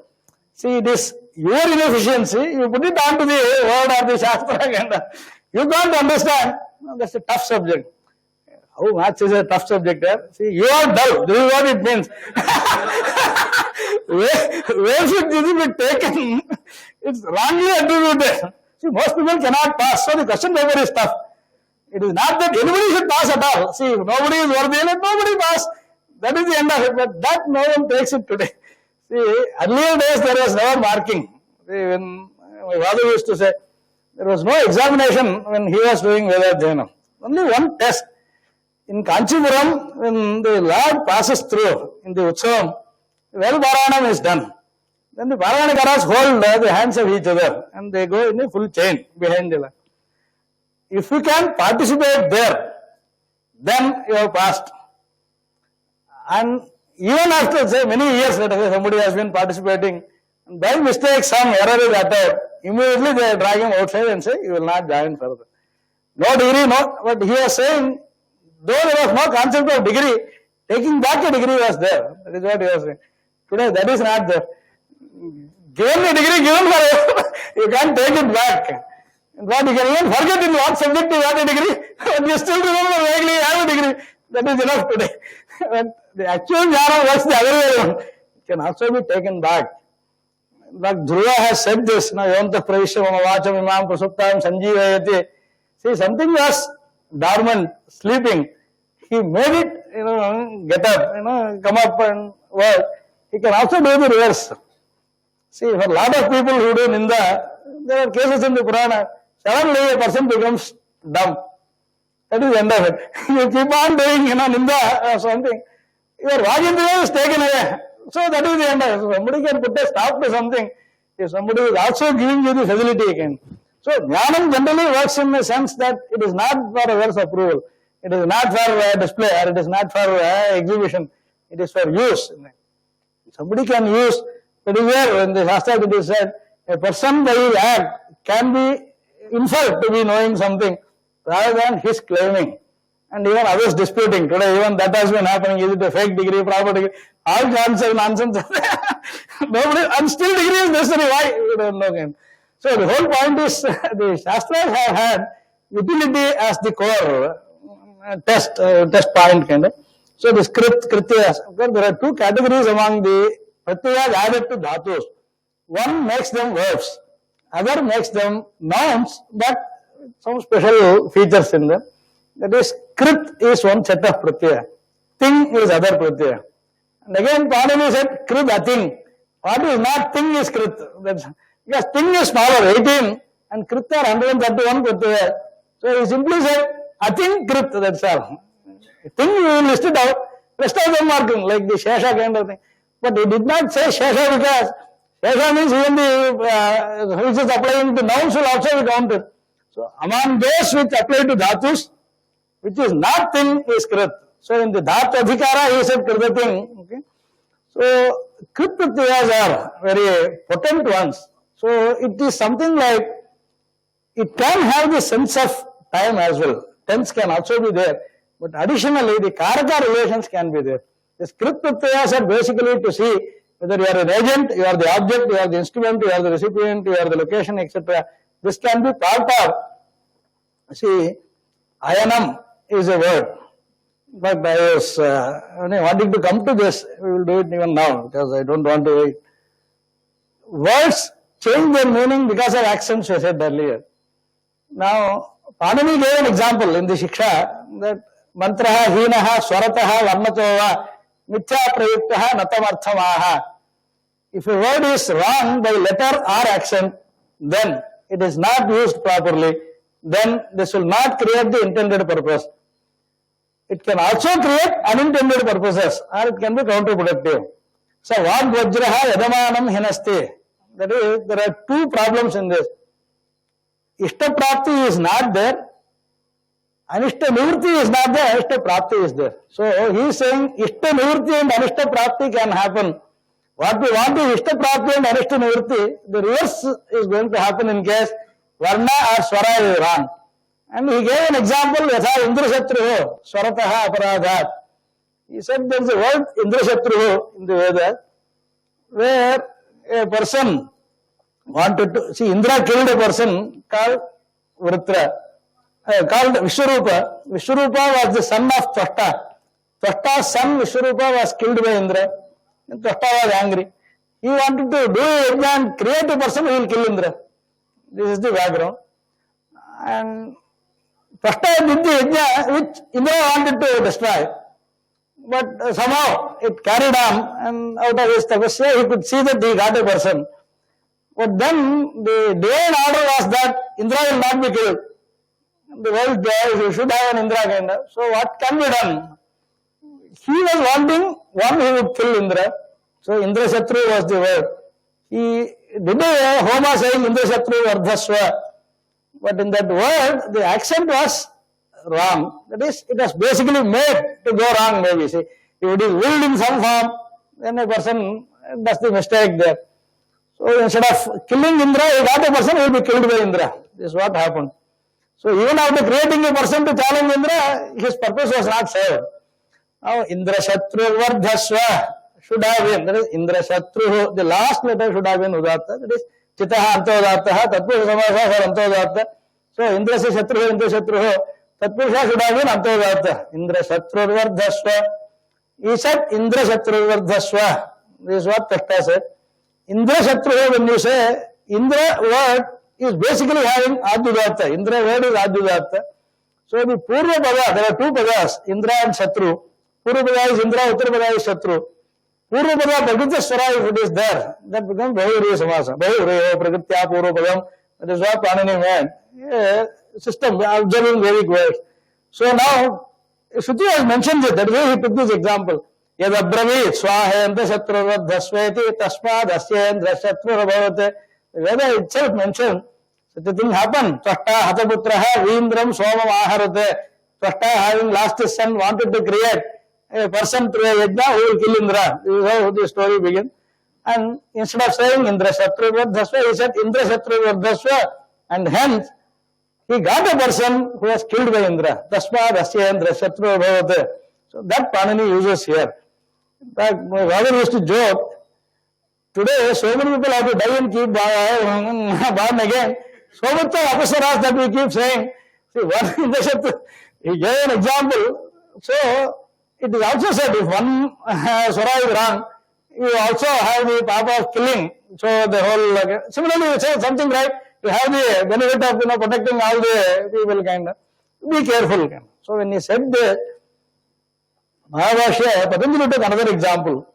Fine, this is about somebody dying. Okay, let us not go to that extent. That is, the damage should be much lesser. Let us even then see what will happen. He took an example, a yajna wherein different pashus are being prescribed to be used in the yajna. There, Aṣṭādhyāyī is the pashu. Aṣṭādhyāyī is this bullocks, female species, she bullock. Sthula prashatim, Agnivarunim, Aṣṭādhyāyīm alabheta. This is one vidhi.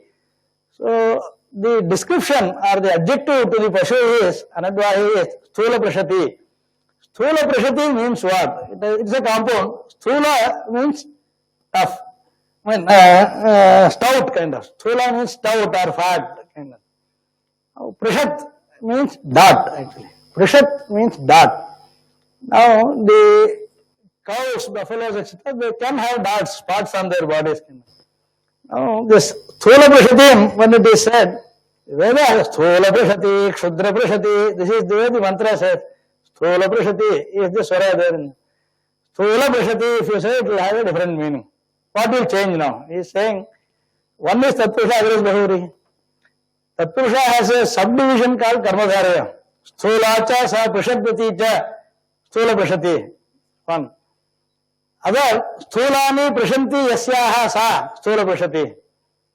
Difference is, either the Pashu is fat and has spots. The spots can be small. The Sthula does not apply to the spots, it applies to the Pashu. Then Sthula Prashadvati cha. It has dots, it is Sthula. The dots are not now talked about. Other, it is a short Pashu but has big spots on them. Sthulani Prashanti Yasyaha. Now, even in this, you will not get what you want to get if the Pashu is differently chosen. Instead of a Sthula Pashu with Prashat of whatever size, or a small Pashu with big spots. Between these two also, the Ishtasiddhi will not be there. So he said, Sthula Prashati, when it is said, this Purapada Prakriti Sutta, Sthulani Prashanti Yasyaha has to be taken, not Sthula Chasa Prashadvati cha. So this is about gunas. First thing what he said is about Dravya itself. A person gets killed. It does not even go up to that. A person's own properties can also change if the actions are changed. There is also an interesting part. All Srishti is based on Veda mantras. This is what the Shrutis themselves have said. Nama Rupancha Bhutanam, Krityanamcha Prapanchanam, Veda Sabdebhya Evado, Devadinam Chakarasaha. Manuspati says, Devas, Manushas, Praja, Tiryaks, Thavaras, etc., they are all created by uttering the Vedic words. So, Mahāvāsya mentions, the Lord uses different actions to create different properties. Of the Vedic words, different words are, so what will happen is if you utter wrongly and if you want to be a Maharshi, such a thing would actually come up in front of you. Such a thing will be actually produced. So the words are so potent and hence be careful. Now let us, yeah. You want to have a break? Yeah, we can have a break. Fine. Okay. Yeah, before that goes cold. Yeah. Yeah, please have a break. Yeah, I will join again. Fine.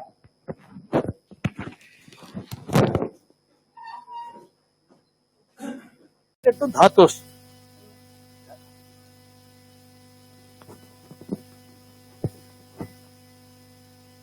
Kantham bhittva vinaryato. Kantha samipe kantha.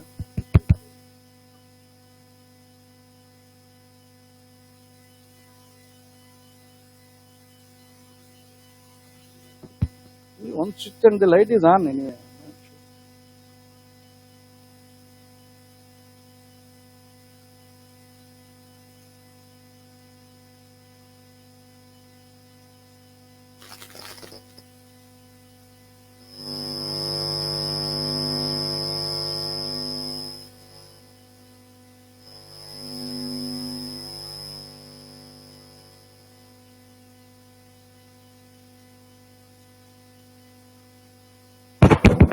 Now it is audible. Okay, right. So the third chapter is about the suffixes to be added to the dhatus, and those are very important. And he has spent a lot of detail, and the tensors, the modes, etc. They are explained. So they are defined only by the suffixes. Okay, we will go for the. I will finish this first for the overview, and then go for the actual example. The fourth chapter is about nouns, suffixes for nouns. Suffixes for verbs are the verbal roots is in the third chapter. Fourth is fully about nouns. Fourth and fifth are for noun. And there also he distinguishes. First is this three pratyaya adhikarana. All bases can be converted into feminine bases, like Rama can become Rama kind of thing. So these three pratyayas are only some 8 of them are there. 3 categories there again. Akaranta, Ikaranta, Ukaranta. And within them some subdivisions because of accent. Neen, Nish, Nip, etc. Again, that which is Udata, that which is Anudata, that which is either way. So, based on accents, there are only 3 endings specific to feminine words. Otherwise, the bases remain common bases. They can be used in one of the 3 lingas, Pullinga, Strilinga, and Usulinga. So, these 3 pratyayas are initially talked about. In fact, the Suyavya Samochas is the second sutra in this 4th chapter.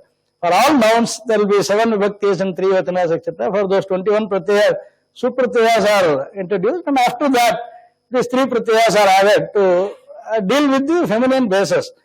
So, after that, we have the biggest adhikara called the Tadhita adhikara. Adhikara means sections. there are roughly about 15 different sections in the whole of 8 chapters. Some of the sections even span across the Adhyayas even.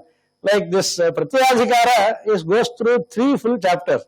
Among them, of course, the subdivision is verbal suffixes and nominal suffixes. And among nominal suffixes, this Tadhita is one of the words that is very important. These fully use the Ganapatha. The need for a list of words and not a dictionary, not a lexicon. Panini did not use something like Amarkosha for the nouns to get the basis. What he used was, he had certain list of words taken from basically the Vedic usage. Most important are the names of the rishis and names of the various people involved in the discussions in the Vedic text, mainly in the Brahmanas. We have lots of stories, lots of episodes, and everything is significant. Even the names there are significant. You use those names. Today, most of us do not use those names at all. But there used to be people like, Vaishampayana used to be the name of a person. People do not have such names, Janamedaya, etc. We do not use, but the names, even by just uttering them, create dharma. This is some of them. In fact, Panini also is a votary. The Ganapatha, if you see, Phanta Hriti is the name of a rishi. Panini lists it out and there is a rule specially for this kind of. But today, of course, we do not even have such kind of knowledge.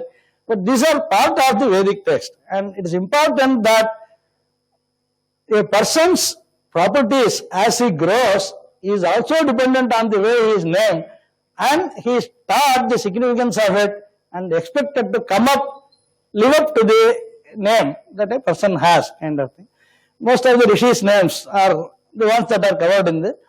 And he also deals into a great depth about this Gotra and Pravara in this. Tadhita, one of the most important usages is the lineage of people, the families to which somebody belongs. And the family names are based on the ancestors. The ancestral names, in fact, today no one uses this. And Aṣṭādhyāyī is really rich because of these kinds of important links. And of course, this is necessary only if somebody is keen on dharma, otherwise not. So, among those who are interested in dharma, one of the ways is the names of the Pitris. 2 ways, Devatas and Pitris are the 2 sources of granting all kinds of welfare, all kinds of required fruits to people. Among them, Devatas' names, of course, they are listed in some lists and all that, and the mantras have their name.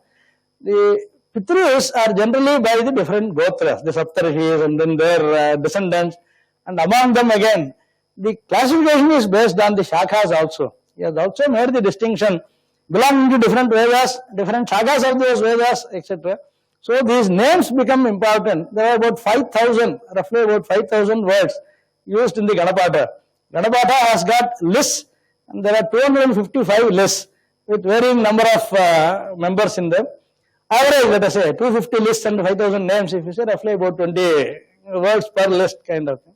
Some of them are not names, maybe like all the pronouns are in a list. Sarvadini, Sarvanamani, then Sarva, Vishwa, Tatra, Katara, Katuma, Yatra, etc. So this is one list of only pronouns. Even those are part of the Gana, but such Ganas are smaller.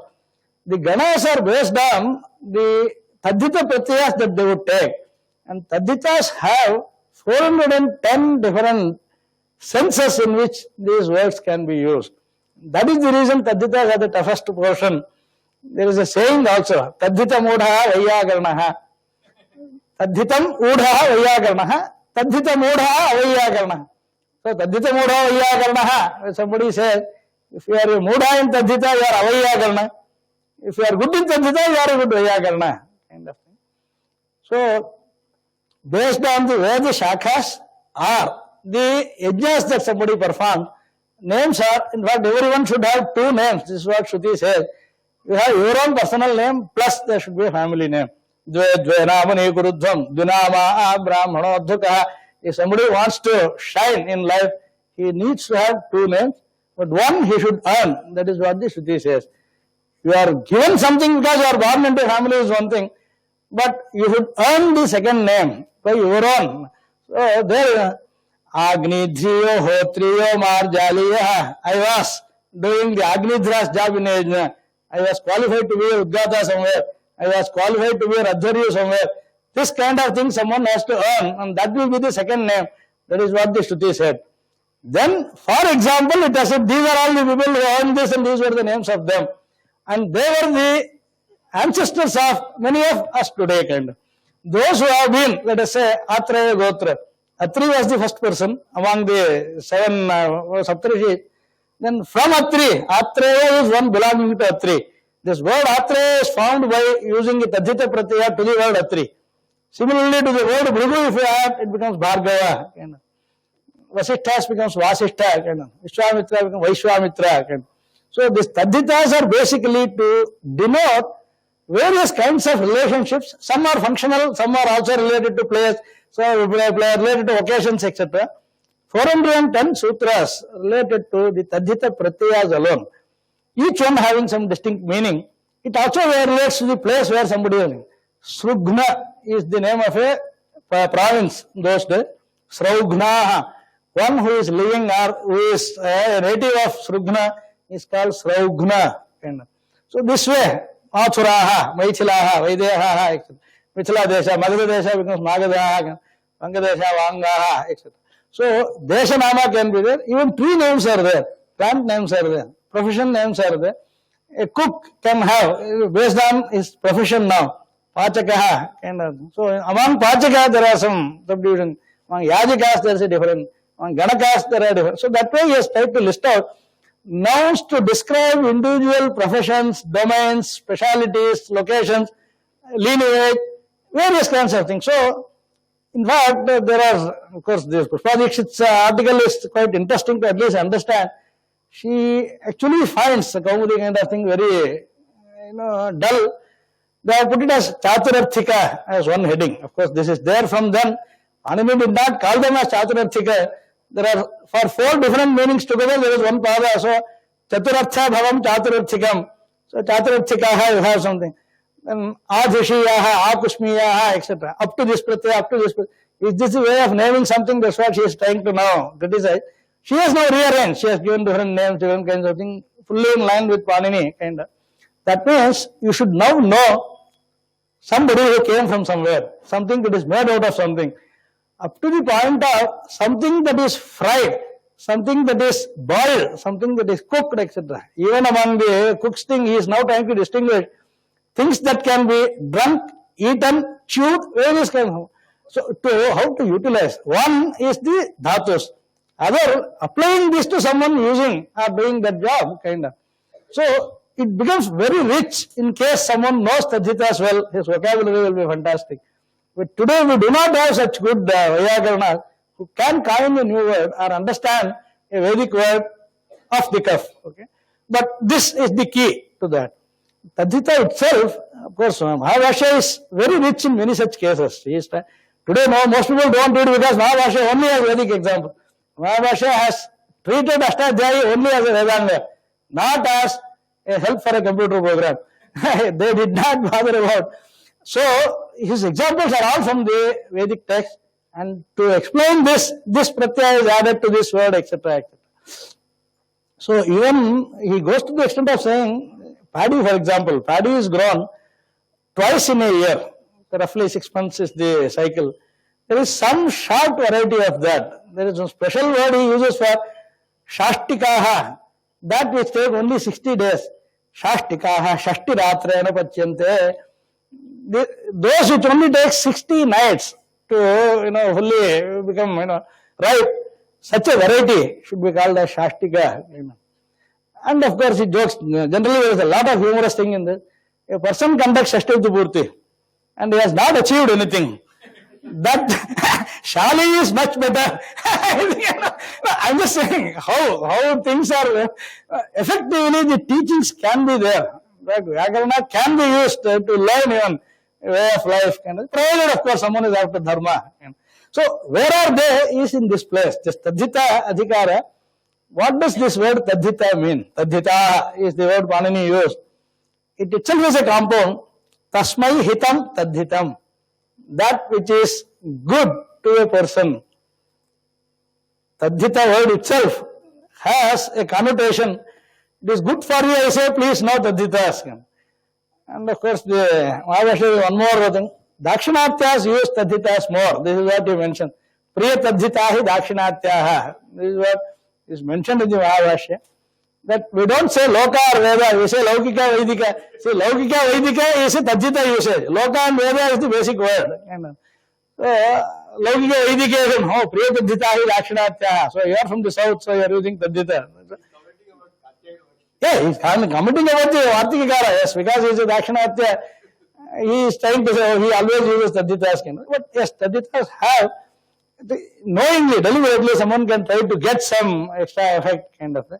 So, Tadhitas are tough, but similarly, the names are given like this currently, as per the division available in Kaumudi. Of course, this will all change if we go to the Poshpi Prakriya. Pushpa Dikshit has, of course, published the entire sutra. And she has given a heading for each sutra. What does the sutra do? That will be the right kind of thing to do, no doubt. And slowly, of course, we are also seeing some conscious efforts to get at each sutra. Okay, this is roughly like this apatya prakarana. This apatya is meaning offspring or child. And they do not use the word putra or putri. For both, the common word is apatya. And apatya also means one who makes the parents not fall down. Na patati yena saha apatyam. So apatyam is if you have a child, then of course the pitarana is completed, so they will not fall. Falling is to naraka actually. Naraka word actually means falling down. Narakam in the nirukta, narakam, nyarakam, ni plus araka, ni chair gamanam. Narakam, Narakam, Nichair Gamanam is Yaska's Nirukta for the word Naraka. Is going down. Below Bhuloka, we have the 7 lokas. Atala, Vitala, Sutala, Atala, Atala, Bala, Patala. So the last one is Patala. So Naraka actually means Adhogati. Adhogati means going down. Urdhagati is of course going up. So to see that the parents do not fall down, there should be a child. It is not just the sake of having the child should be worthy of the ancestors. He should be able to also remember them and should do the Pindavaka, etc., Aṣṭādhyāyī, Pindavaka, etc. If somebody gives, then such a person is considered as being born. And if a person is born who is considered born, then the parents do not fall. So for a child, the word used itself is so much revealing. Apatya is the word used. So generally what we say is Bhrugoho apatyam puman bhargavaha. So the apatyam can be immediately son, daughter, etc. Or it could be gotra apatyam. So that is where he has tried to define gotras. The word gotra. Gotra itself is a technical term. Triprabriti gotram. Up to 3 generations is called as gotra. Up to 3 generations initially you will have those names. Like 3 rishis maybe you will name. After them you simply say I belong to them. In between you do not know all of those people, etc. So at least 3 people from the preceptor or the very first person, initiator, will be one branch kind of. So this way there are a number of branches of people. And for determining their names, that in all official activities where dharma is involved, you do not have a form to fill where first name, middle name, final name has to be done. You should simply say, I belong to this gotra, this sutra, this Veda shakha, etc. Bhargava, Chavana, Apman, Auradhamya, Pancharshaya, Pauranvita, Shivotsa Gotra, Apastama Sutra, Aṣṭādhyāyī, etc. This is the official usage. And nothing else counts. No doctorate, no nothing, no everything else. Nothing will be useful there at all. Whoever you are, it doesn't count. What counts, of course, we do not have. So the point is, this is to be known. So tadhitas are to see, and of course, there are different suffixes. Apatya prakarana, Aṣṭādhyāyī, Chaturarthika, Shaishika, Vikararthaka, etc. Tagadikara, etc. Tagadikara, Thangadikara, Chayadvidhi, etc. These are only the names of the suffixes on which some headings are given. It is not that way. There are actually 410 such things, and they will help in understanding. So I have tried to make, we have a good database made of all of these pratyayas, their meaning. The importance is, like I said earlier, is Mata, Pita, etc. So these suffixes have accents, same words, but different accents are very different. Anubandhas are used to them, kind of. So that is how this is an important. And samasas are also covered into this. Tadhitas can form samasas, like Vishwamitra Jamadagni Vasisthena Aṣṭādhyāyī. Shruti talks about a story where Vishwamitra and Jamadagni together, they challenged Vasishtha, and Jamadagni won that. There were two such cases where it says in the Agni Chayana as well as in the Agni Adhana, the Ishtaka Upadhana, in both cases. So in double Agni when he won because of certain mantras that he could see. And those who could see that will never be vanquished, kind of. So Vihavya is the kind of, there are mantras, Mamagna, Vattvashvastu, kind of. This is part of the Udakshanti mantras. The Maharshis have said there are certain mantras that are chosen for someone to get initiated. And if somebody knows the meanings of those and then understands them, then he will remain excellent among his batchmates or his similar people. And so these are even by practice seen by the Vedic families. And one of the reasons why we say Dharma is linked to Vedas is that it is demonstrable here itself. See, Brahmavarchas or a Tejas or Manastripti or a Shanti, etc. These are tough things to achieve by other means. Whereas by this Dharma, Acharana, of course it is not by Dharma Jnana, it is by Dharma Anushtana. This is what also specifically mentioned. So Tadhita also has words for those who know and those who do. So there are distinctions. Vedadhyana also has given such words. Vedabhyasa Jada, Shrotriya Vetala. These are all the words that are used in the Shastra. Those who know the mantras but not the meanings. That is also criticized. But they are coming from the Paninian system.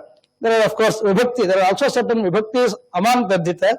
Those are related to the pronouns. Anyway, so 4th and 5th chapter ends like this. Up to 5th chapter, we only have this vibhakti, the pratyaya prakarana. Then the 6th onwards, we have the combination of the word parts. One is the base or the prakriti, the other is the pratyaya. Any word is made of two parts, prakriti and pratyaya. Prakriti can be a nominal base, then it is called pratipadika. It could also be a verbal root, then it is called dhatu. Pratipadika or dhatu is the prakriti. And any pratyaya, krit pratyaya, tadhita pratyaya, etc., they will be the suffixes. You want to say something about an object, the object's name is the noun. And what about that object? The description is the suffix part. So even when we have Rama, Rama, Rama kind of tables, it means about Rama. There is one Rama, two Ramas, many Ramas. Call Rama as the object. Calling Rama, similarly, by Rama, to Rama, etc.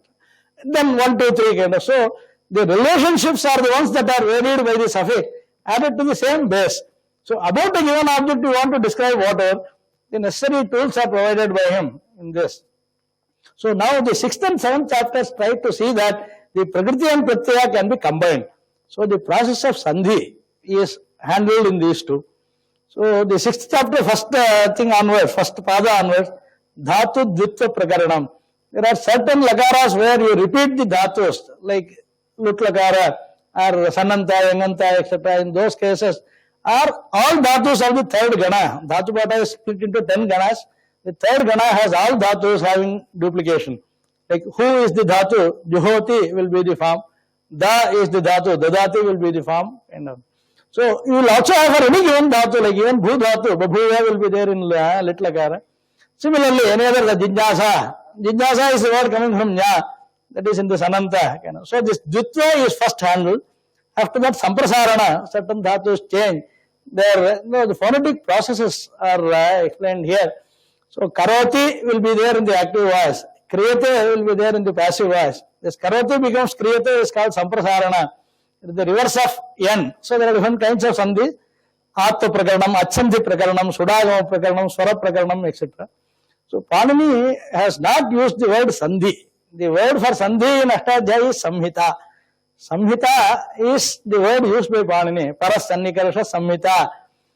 Why Samhita word is used? Because Vedas are called Samhita when they are combined together. Otherwise it is called Padapatha. Because this is a Vedanga, that I have told people, if there is word Sandhi used by Panini, you can use it even for colloquial usages. Panini used only Samhita.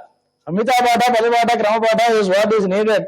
And for them he created. So the entire thing is only, even the terminology, along with the technology, is only for the Vedic usage as per Pani. So the Swara Prakaranam, there are two aspects. Two words joined together. The letters can change.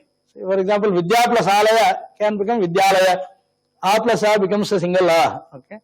Now this Vidya, suppose this Dya is Udatta and A is Anudatta. then this combined A, though the letter is one, the swara will now become Swarita.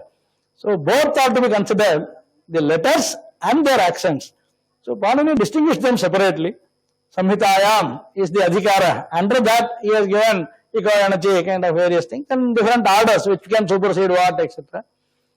About letters first he has given, about the characters. And after that there is also a section about the swaras, what will change to what.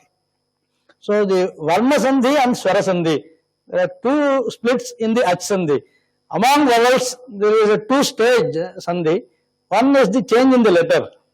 Second is the change in the accent. Whereas about the consonants there is only one section. There is no accent separately for the consonants. The Hal Sandhi or the Vyanjana Sandhi does not have to take care of the accent. So in the 6th chapter we have the Varna Sandhi, 6th and 7th chapters for various purposes. And in the 8th chapter we have sentence accents apart from word accents, then the accent sandhi. So there are three places Panini has used it Samhitayam. One is for Ach Sandhi, other one is for Udattadi Sandhi, third one is for Vyanjana Sandhi. So we have Samhitayam used thrice and of course different places because the organization is quite complex. It's mind-boggling if we have to do it afresh. He had the entire information in his mind. The rules are organized in such a way the later rule will supersede the previous rule. And this, to keep track for 4,000 rules, is not an easy task. And he has been extremely successful in this. There is hardly any mistake possible to point out in Panini. Based on the result to be achieved, the way one has to arrange the rules. This has been done excellently kind of thing. Even Westerners have said it's a monumental example of human intelligence. This is what people have called. And that is something which is unparalleled. There have been, of course, cases where Westerners have tried to find fault with Panini. Panini has erred here, somebody has written. And Westerners themselves have taken cudgels against them and said, as per Panini, you cannot criticize Panini. Come on, you rearrange the whole thing, give a new grammar and say Panini is wrong, then it is fine. No, that is not possible. Only I could do 5 rules in which I found a problem. That is nothing out of order. And even that is not wrong is another situation. So that way, it has been tested. It is not that somebody should not question it or doubt it kind of. It has never been found to be failing. This is what is the... Many people have tried and it is worth trying. In fact, what you mentioned as Saraswati Kantavarnam, in some cases, even Hemachandra Vyakarana, Jayanandra Vyakarana, Kashikasya Vyakarana, Katantra Vyakarana, there have been 9 Vyakaranas. And nothing has come so any close even to Panini's level of stability and coverage. One, it is so consistent, no problem. 2, it covers any given Vedic usage available today. This is not possible by the others. And so we treat them as Varshis kind of those who have had this Aṣṭādhyāyī. It is not that they did it by constructing something. It has been by revelation or by some divine effort kind of. That becomes clear.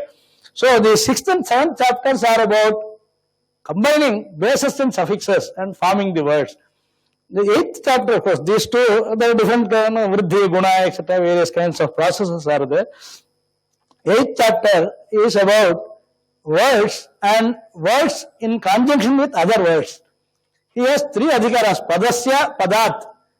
For padas, if it is following a pada, he did not define sentence explicitly, and he did not define sentence explicitly, but multiple words together, if they have, then what happens? Samhita among padas. Within a pada is what the 6th and 7th chapters are dealing with. A pada becomes complete after Prakriti and Pratyaya are added. Now, when padas are added to padas, then he didn't call them as vakyas, but simply said a pada coming after another pada. Pada tarasya padasya, that is what he used. There, he deals with Vedika Swara Prakarana. In fact, the Vedic Swaras are dealt in very great detail. In fact, one of the reasons I would say I joined CDAC was, I asked Dr. Bhatkar when I joined CDAC, I need freedom only to have a standard, to see that we use Indian languages in Indian scripts. I will not use Roman. So we made this IISc standard, which is equivalent of the ASCII. So we have a way of representing. But what I actually added into the IISc was an annexure which will have every known shaka of the Vedas, the different swaras that are there in the 4 Vedas. At that time, of course, we had 13 shakas available in print or in manuscript. Collecting all of them, did a survey and put them all into this. In fact, IISc can now handle the different kinds of swaras in any of those shakhas. This is simply because I was keen to see that we apply this Vedika Swara Prakarana for better understanding. We can have a good learning program or a total program kind of thing. So, it is possible to see. Panini is very, very clear and correct, but in this case, it is very interestingly, there is no parameter that can be used which is easily handleable. So far, it is characters. You have two characters, and together is and is, etc. It is much easier to say. In fact, somebody even built on a Rubik's Cube this Sandhi. A Westerner did a very good program to just show Panini Sandhi with different colors. You just use it as a cube, and then to get the answer, you just keep moving to the same color, you will get the answer again. Keyboard also, somebody prepared a Paninian keyboard, where you can keep typing in the first row, the letter, second row, these two together, third row will give you the answer, etc. So these are all much easier. At the character level, it is much easier to handle. But this is at the meaning level. When a sentence has to be formed out of words, which all words can go with what all words, and which makes it as a valid sentence or not, is a tough issue. And Panini has only referred to Vedic part and simply said, okay, use this swaras and all this. If this is there, this goes with it. And to distinguish a sentence also, swaras are sufficient. That is, we do not need any punctuation. You don't need full stop, comma, colon, semicolon, etc. None of them are required. Keep on writing continuously all characters one after the other. Still, if they are accented, you will know where the first sentence ends, where the second things begin. No doubts at all. I have, of course, tested this and I am at least able to vouch for. There is one full Anuvaka which is a single sentence in the Somayaga Prakarana. 493 words are there. Prachina Vamshankara Nashyadi Swami Vajanta Prachin Devada Khanapitra Pradijim Manusha Udijigam Rudraya Prachina Vamshankarodi Devalogam Devajamana Upagarodi Parishtayati, etc. Keep on going up to Samarudhyāyī, up to that 493 words. And Varshis were never taking breath in between. In single breath they used to tell the whole thing. And if you can, the entire 6th kanda, 333 paragraphs, can be said in only 66 breaths possible. But it does not mean only so many sentences are there. That is, if you want to put the kanda, you will only put in the end of each Anuvaka now. Purna Virama kanda. Even there you don't put in the manuscript, it is not there. I have got many palm leaves and all that. No one has marked anything. But still there is no single doubt about any one of this. Prachina Vamshankaroti, that itself is a sentence. Deva Manushyadi Swami Bhajanta. Simply because then Mahabhashya, Panini did not define. But because of these rules, he tried to infer Ekating Vakyam. If you get one Tinganta, with that you can stop it for a unit of utterance. So Prachina Vamshankaroti, up to that Karoti it came, so okay, stop there. Deva Manushyaha Dishaha Vibhajanta. That is a verb, so stop at Deva Manushyadi Swami Bhajanta. Prachin Deva, Dakshina Pitara, Pratijim, Manusha, Udijigam, Rudra. These are all not complete sentences. Then Panini has some rules here in the Vedic part, how to complete an incomplete sentence. So these kinds of methods that he provided, some very good kinds of background that he has provided, that is helpful. But unfortunately, not even 10 people today can really use this and thoroughly demonstrate something. To that extent, this has lost out of usage. But it is possible to have them brought back because luckily the text is available, the method is available. Now after the 8th chapter, first pada, Panini makes a shift in the way the sutras are written. This 8th chapter, 2nd pada onwards, he just calls them as Asiddha Kanda. So far what is done is Siddha, and henceforth what I will say is Asiddha. Purvatra Siddham is the sutra, first sutra, 8th chapter, 2nd pada. He said there are a few processes which have to be iteratively done. Those will be put in the Asiddha Kanda. And in the Siddha Kanda, the rest of them, that is 7 into 4, 28 plus 1, 29 quarters is Siddha Kanda, 3 quarters is called Asiddha Kanda out of the 32. Purvatra Asiddham is the first sutra here. If anything has to be done earlier, do all of them, then only then in the end come to this place. So for example, the consonants, anything has to be done with the sandhi of consonant is done in the end. We finish what is to be done with vowels, their letters, their accents, all of them. Then the Vyanjanas part will be dealt in this. Like Tat Shrutva we have in the Bhagavad Gita Gana. Tatva plus Shrutva, the Ta will change to Cha, Cha will be when Sha will change to Cha, then Cha and Cha together will become Tat Shrutva kind of. It's not happening in one go. Whereas in the Swara Sandhis, multiple rules if they apply the last rule. the one that will supersede the previous ones kind of.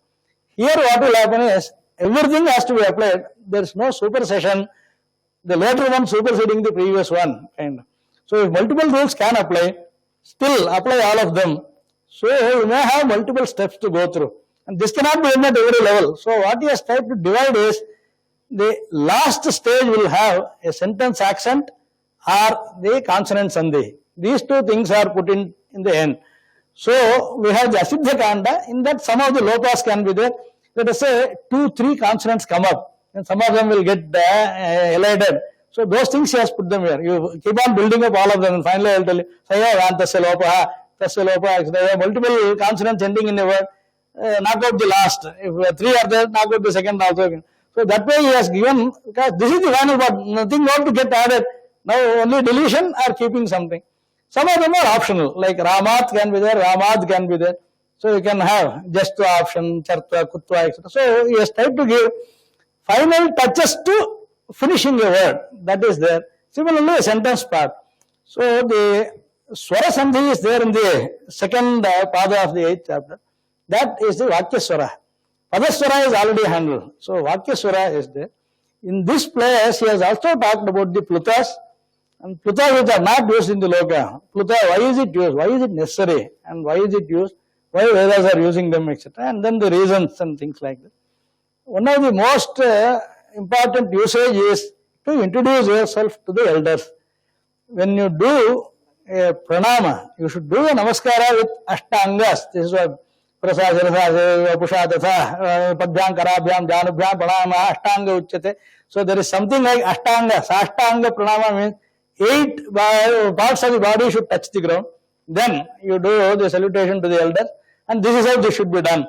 And of course, for ladies it should be Panchanga, etc. So there are the specifications. When you introduce yourself, then you use this pravara. Tadhita is to be used by the person doing namaskara, and a person worthy of namaskara should be capable of knowing the name and using its sambodhana in Pluta. Only such a person can be done Abhivadana. Because Manu has been very clear in case, don't do Abhivadana to those who do not do Pratyabhivadana. Again. So here it is that Pratyabhivadana is one of the reasons for using Pluta. That if good elders are there, if somebody goes and does namaskara, they specifically ask him, what is your Sharma? Name can be anything. So somebody's name is, today Banti, Vanti, etc. kind of names people give. But that cannot become an official name. Kind of. So at least some divine name should be there. So Venkatesha Sharma, let us say. Sharma is Venkatesha Sharma, but he is called as Sanni, Manni kind of. What can be used is only this Gotra, this Veda, this Shakha, etc. and this Sharma Nama. Now that Sharma Nama when you take, to that you make the Sambodhana Vibhakti and make it Pluta. Only then the person who does the pranama gets the full phala of this, and this person should know how to do. So there are of course shortcuts again, most people do not know. So what they do is, the Sharma is handy. It is added. To Sharma, of course, we know how to make it Sharma, Pluta, that is enough. Actually, Krishnamurti Sharma, it is there. Krishnamurti has to be said. Krishnamurti will have Krishnamurti as the Sambodhana. To that, Pluta should be added. And there also which vowel last, penultimate, etc. Actually has a lot of details there. If Likara is there in the name, what to do? This is the kind of question he has asked. Lu is normally not used. As an example, see this Shikha, if it is nicely maintained by a person, that is a mark of a person's interest in Dharma. Klipta Shikha is the name of a person. Whatever your name you are, see your Shikha is nicely maintained. Klipta Shikha, this is what he has said. I will show example. Klipta Shikha Kashchid Agataha Pranamati Tam Vada Pratyabhivadana Klipta Shikha Ayushpan Bhava Klipta Shikha is what is to be said. So Lu has got a Pluta, he is saying, he is having for this purpose only, he is saying. And so the whole idea is to get the maximum benefit out of something. So this Pratyabhivadana is one of the areas, and of course calling out is the other general usage. Somebody at a long distance, he also has, there are some interesting details. Beyond 30 feet is called as Dura. This is what is. That is, the sounds will not be audible clearly after some distance. So Dura Dhute is the Panini rule. Dura is how much Dura. Today even US people can talk here from mobile. That is not what is recognized, because you cannot do Padaupa Sangrahana. You cannot touch the feet of the person whom you are, no use or any other way of doing something.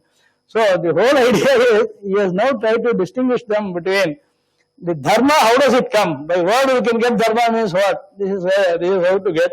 And those sutras are not even looked at by many people. Some, of course, they feel guilty, they cannot, and many others, of course, don't even know ignorance is bliss.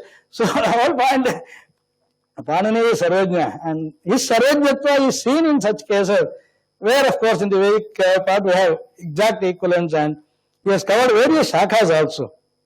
And of course, the last of the sutras end with Swarasandhi only. Udattaya udattasya swaritaha, no datta swaritodem agargi kashva galavana. The last one is about some of the Samveda shakhas, where there is an exception. That is, with that, of course, this whole thing ends. So he began with the Vedic part and ends also with the Vedic part. This shakha of this Veda has this speciality, etc. Of course, today we have just taken out things out of it only for convenience. That is not the way. It is worth understanding things. Okay, so with this, anyway, I will just close this. Of course, Dhatu Pata, I have just given some example. Ganapata, Lingam Sasana. Because we conducted a course last year, 2 years back here. Then we also had this done, and of course, there are a number of ways in which Panini has defined Vakya. Not defining the Vakya, but Vakya can be used in what all contexts, etc. Prashnanta, Abhipujita, Prashna, Akhya, Kriya Prashna, similarly, Pratyarambha, Prashna Pratyojana, Abhyadana, Anujeshana, Praisha, Viniyoga, Amantrita, Durahvana. These are all the words used in Panini. That's why I have given the sutras also. Now, none of these can be handled by text. So, if we want to have a Paninian program, it should be speech-based. Then we can have all these distinctions in speech and try to show there are these many different ways in which the same words can be used. These are all the modes in which you use a sentence. Now, there is no way somebody can mark all of this. Of course, if you have Vedic text, to that extent it is possible. We have Udatta, Anudata, Swarita there. Otherwise, we are not using it fully at all. In fact, Swaritam, Amredita, Asuya, Sammati, Kopa, Kuchanesho. In these many meaning, one can use Amredita. Useless kind of. You tell it twice, he says. If something is not worth something. So, this is used twice. Asuya, Sammati, Kopa, Varchana, etc. Of course, fire is also possible. Thief is possible. See, whenever you have distress, you repeat the words, and even for them, there is a change in Swara, etc. Those he has mentioned. Of course, I have lots of papers written about all of these, only the Vedic section, and there is no need to publish them because no one will take them. So I don't have any interest about publishing anything outside. Publishing is done only in the Gurukula to a Shishya. That's all is the way to publish something. So we have articles. I have written quite a few of this. Maybe some cases more than 3,000 examples I have taken. There are many counter examples and all, but they are done through a program. This was done because we had a standard, and I have the full text built, and it's there as a knowledge base. And I'm not interested in, conferences are, pleasing the Westerners. The point ultimately is, can we know more, deeper kind of thing. So this is how the Vakya Vidhas also, there are a number of labels used by Panini. So, Kartravipraye, Kriya Phale, etc. These are all, anyway, I'll finish this. There's a lot of references. So go out of this. Then, time is not much left. So what I will try to do is, maybe this I should close. Yeah, there is something about this part of my thesis which I did here. Because at that time also, it used to be a very odd project that I did this program. Because this was about developing a general purpose Sanskrit parser. This is what I did here. And of course, my guide, Professor Emanam used to tell me, your domain, I don't know much. And I'm not much interested in learning computer science also. But I want a degree from this department. Then he used to say, if I have to give a degree, you should do something in computer science. So almost like they say, Karikkai Kadipavar bowl, like, eating something like a neem. There's no other goal where we do. So, Laukika part is so much, unpleasant.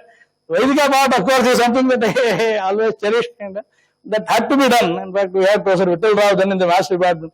He used to tell me, see, this one is not up to the mark, that's fine, I understand. But, maybe, yes, I still have to get out of that mindset.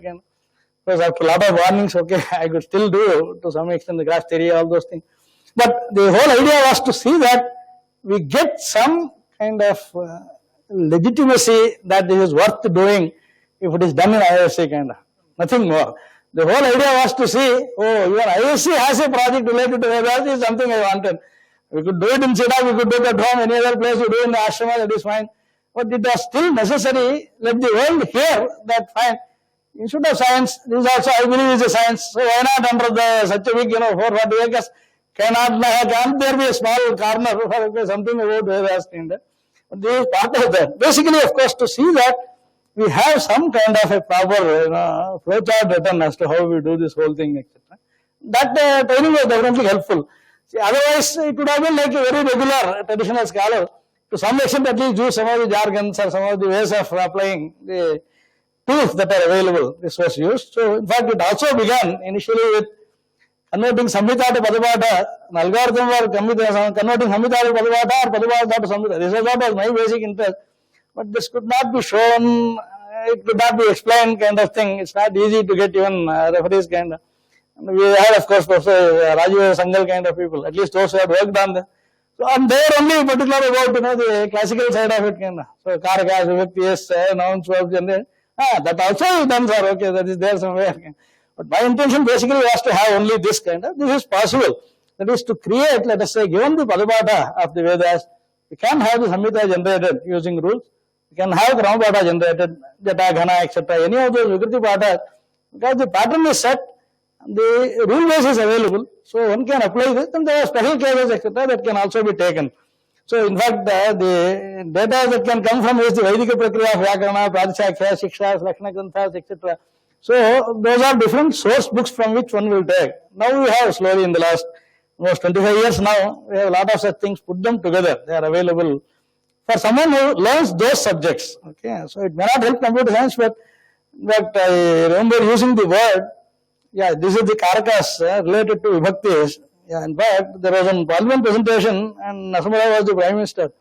He had a good word to ask. You have used computers for Sanskrit study, that is fine. This presentation was made in 91, and he said, you have used Sanskrita Apadanaka Karya.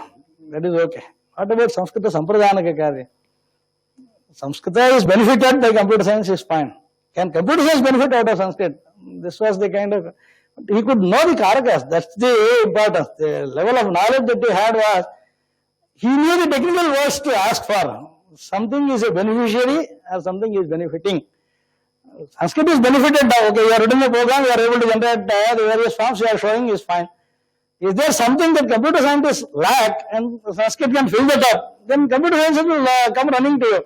This is what he said. We need to develop something where it is helpful to computer science people, then they will come running to you kind of. Then I said, okay, Vedic Prakriya is the only thing, sir, that people need to learn. Maybe speech processing. In fact, I said, we will not even use the word computer. I used the word called, I had a cartoon at that time to explain. 2 words we take, Sanskrit and computer, split them into 2. Sans, pewter, comp-crete. You make a language called comp-crete, a machine called sans-pewter. Sans-pewter means without pewter. Sans also means without. So you don't have to have all this kind of, your dabba, which has, CPU, monitor, display, all that is not needed. You have a symbol manipulator. Symbols have to be manipulated. Like, symbol, it's not simple, symbol manipulator. If you can manipulate symbols, if it is orthographic written symbols, or audio symbols, or even video symbols, whatever, like manuscripts I was interested. Okay, take an image of a manuscript and from there do some analysis kind of. So it is even at that level, only speech could be the input and speech could be the output. Then probably where we will learn a lot from these kinds of classification, the swaras, their kind of, the frequencies, the bandwidths, wherever or where it can change, previous letter, next letter changing it, previous word, next letter changing it, etc. So we can have maybe a good phonetic model of the whole language that might help kind of. So anyway, later on there are some efforts at least. Today some of the speech researchers in the country are still using the Sanskrit inputs at the beginning level. Here also we want to have, along with Professor A.G. Ramakrishnan, some good system for recognizing Sanskrit words or text-to-speech, etc. But there this is helpful. Okay, so this is how we write the kind of programs that were done at that time. These are all in prologue at the time, just to tell how the rules can work and the different conditions along with the sutra. So this is how the karakas are classified. Apadana is the first karaka used by Panini. Next karana, then sampradana, then adhikarana, then karta, then karma. Now, no, karma comes before. The numbers are there. Apadana adhivir visheshani. I don't know, maybe the number you should see. See, apadana. It's in the okay. Vibhakti's number is used. Apadana is the first one. Next, of course, sampradana, karana, adhikarana, karta. Karma and karta. Karta is the end. This is important because this sequence is, if two karakas can apply to a given word, the later one should apply. This is important. That is the reason we cannot shift around. So the sutra number has to be maintained, kind of. So 58, 57, 58 is the Swatantra Karta, Tatprayojiko Hetushta is the last sutra there. Begins with Dhruva Apaya Apadanam. So there are 33 sutras which arrange these 6, and there are subdivisions of them. Within the Apadana there are some 11 types, and then things. These are all taken from Mahavashya, and then of course Vakyapadya of Bhartrihari. We have, of course, the earlier programs to just identify these kind of things. Given a vibhakti, how to go for a karaka, in which cases what, etc. So it is possible to scientifically even look at, systematically look at the whole thing. But what is more important than this is, of course, to identify, this is the kind of ontology that is needed. How do we know whether the person is capable of doing this act? That is something which is difficult to say. The mountain eats is a sentence, let us say. Parvataha khadati. Then grammatically there is nothing wrong. Oh, this noun is okay, this verb is okay, this is in Prathama Vibhakti, that is in Latakara Prathama Vayakavachana. That's all somebody will say. But that is not enough. Does it make a meaningful sentence? Is not possible to say. It is grammatically okay, but like, pigs fly kind of examples they give in English. You can have a noun, a verb, and maybe say it can form a sentence kind of, but does it really mean something? Does it have a real life equivalent kind of thing? Maybe it is not. So in such cases, what will happen is, there is some concept called yogyata. The word should have some ability, some fitness or compatibility to be playing that role. Okay, whatever the role is. This is a slot, it has a role, and that is filled by a word. But that filler, is it a worthy filler or not? To see that it's not coming from Vyakarana, then the Shastra is not sufficient. You have to go to Nyaya, you have to go to Mimamsa, etc. But if that is approved, he has no problem. And suppose this is also a valid sentence, then we should also qualify certain things. Not all Parvatas can eat, but Govardhana can eat one particular, so something like that, we can always try to make, but then that is beyond grammar. So that is where karakas are not contained within grammar. Karakas handles are there to the other Shastras. Karaka cannot get completed unless the Yogita is tested and verified by somebody. And this is the very potent part of the Panini's grammar. And how did he decide these many karakas, these types, subtypes? They are all from the Vedic usage. In fact, we have one case where he says, Panchami Vibhakti is used, Apadana karaka is used in the case of fear or in case of protection. That is, you protect me from him. Somebody asks, Ravanat Vibheshanasya Bhayam, Ramaha Vibheshanam Rakshati. And Ramaha Ravanat Vibheshanam Rakshati. Something like this. Now this Panchami Vibhakti is used, the source of fear is called the Apadana. Bhitrarthanam Bhaya Hetuho. This is what I said. Now how to know whether somebody can threaten somebody, whether somebody is afraid of somebody, etc. This has to be known outside. Knowing that the word, what the Vibhakti has to be used to that, etc. or given a sentence, yes, you can try to form what is the meaning of it. Now, how this Bhaya Hetu can be Apadana is known by Panini. Again, this is from the Vedic usages. So, let us say, for the yajnas, somebody requires what is called a yupa. Yupa is a wooden post to which the pashu is tied, and finally it is killed there, and then its angas are used for the homa. To get this yupa, you go to the forest and find the suitable tree and cut the trunk of this. And for that, there are a lot of descriptions given. Something that is grown on level field, level ground, on its own. Nobody has planted it. Yaha same bhumi swadyonehe rudha. Such a thing you get. And then this length also, it's varying, different dagas, different length. So many. Aratni. Aratni is the mola kind of thing that we say in Kannada kind of, Moyam kind of. Aratni is 24 inches is one aratni. So, these many aratnis, 11 aratnis, 13 aratnis, etc. That long, I think you cut and bring it. To cut that, the knife to be used is of wood itself. We do not use the metallic ones in the yagas. Okay, the knife used is also a wooden knife, and the knife is called Swadhiti. Now, Swadhiti is the name of the wooden knife with which this is to be cut. Now, once the Yajavana or the Adharyu go there near the tree, they identify the tree and then start cutting, then the tree starts faring from the Swadhiti. This is what the mantra says. Swadhiter vrikshasya bibhyatah prathamena sakalena sahataya jahparapatati. Then it is afraid now it is going to cut me. But it is going to happen so, if it's in the first stroke, then the life in the tree goes away the moment the first strike is made on this. And when the first piece that comes out of this, let us say when you cut this, you should locate and find it and bring it. That is important, the Shruti says. Because the entire essence of the tree is there in the Prathamena Shakalena Saha Tejas Parapatati. The Vriksha's Tejas goes away with the first Shakala that falls out of this. Yah Prathamas Shakala Parapate Tamapyaharet Satejasame Namaharati. Now the Homa has to be done. Now the Yaga is done, it is complete, and the Yajavana gets phala. If this happens or not, you have to do a prayaschitta to the tree first. So once you cut this, the stout that is the form that is left, maybe the stump that is left there, on that a homa has to be done. This tree should grow again. This is the duty of this person. I am taking this for age, and this is meant to help everybody kind of, or maybe I am doing it for this purposes. But irrespective of my being successful with that or not, you should not suffer on my behalf. So you should grow now further. So that is why you don't take it from the root out. You allow at least 1 foot from the ground and then start cutting it. That is called sthanu. Then immediately a homa has to be done called sthanvahuti. Vanaspate shatavalusha viroha sahasravalusha ayagumru hema. You now grow 100 times more. In the place of 1, let there be 100 more such days. Because you have helped and you have sacrificed for me. And then of course, if we succeed, we will also be able to do more such thing to maintain such thing. There, the Panchami is used from the knife, the tree is afraid. This is what the Shruti says. Swadhitehe bibhyataha vrikshasya.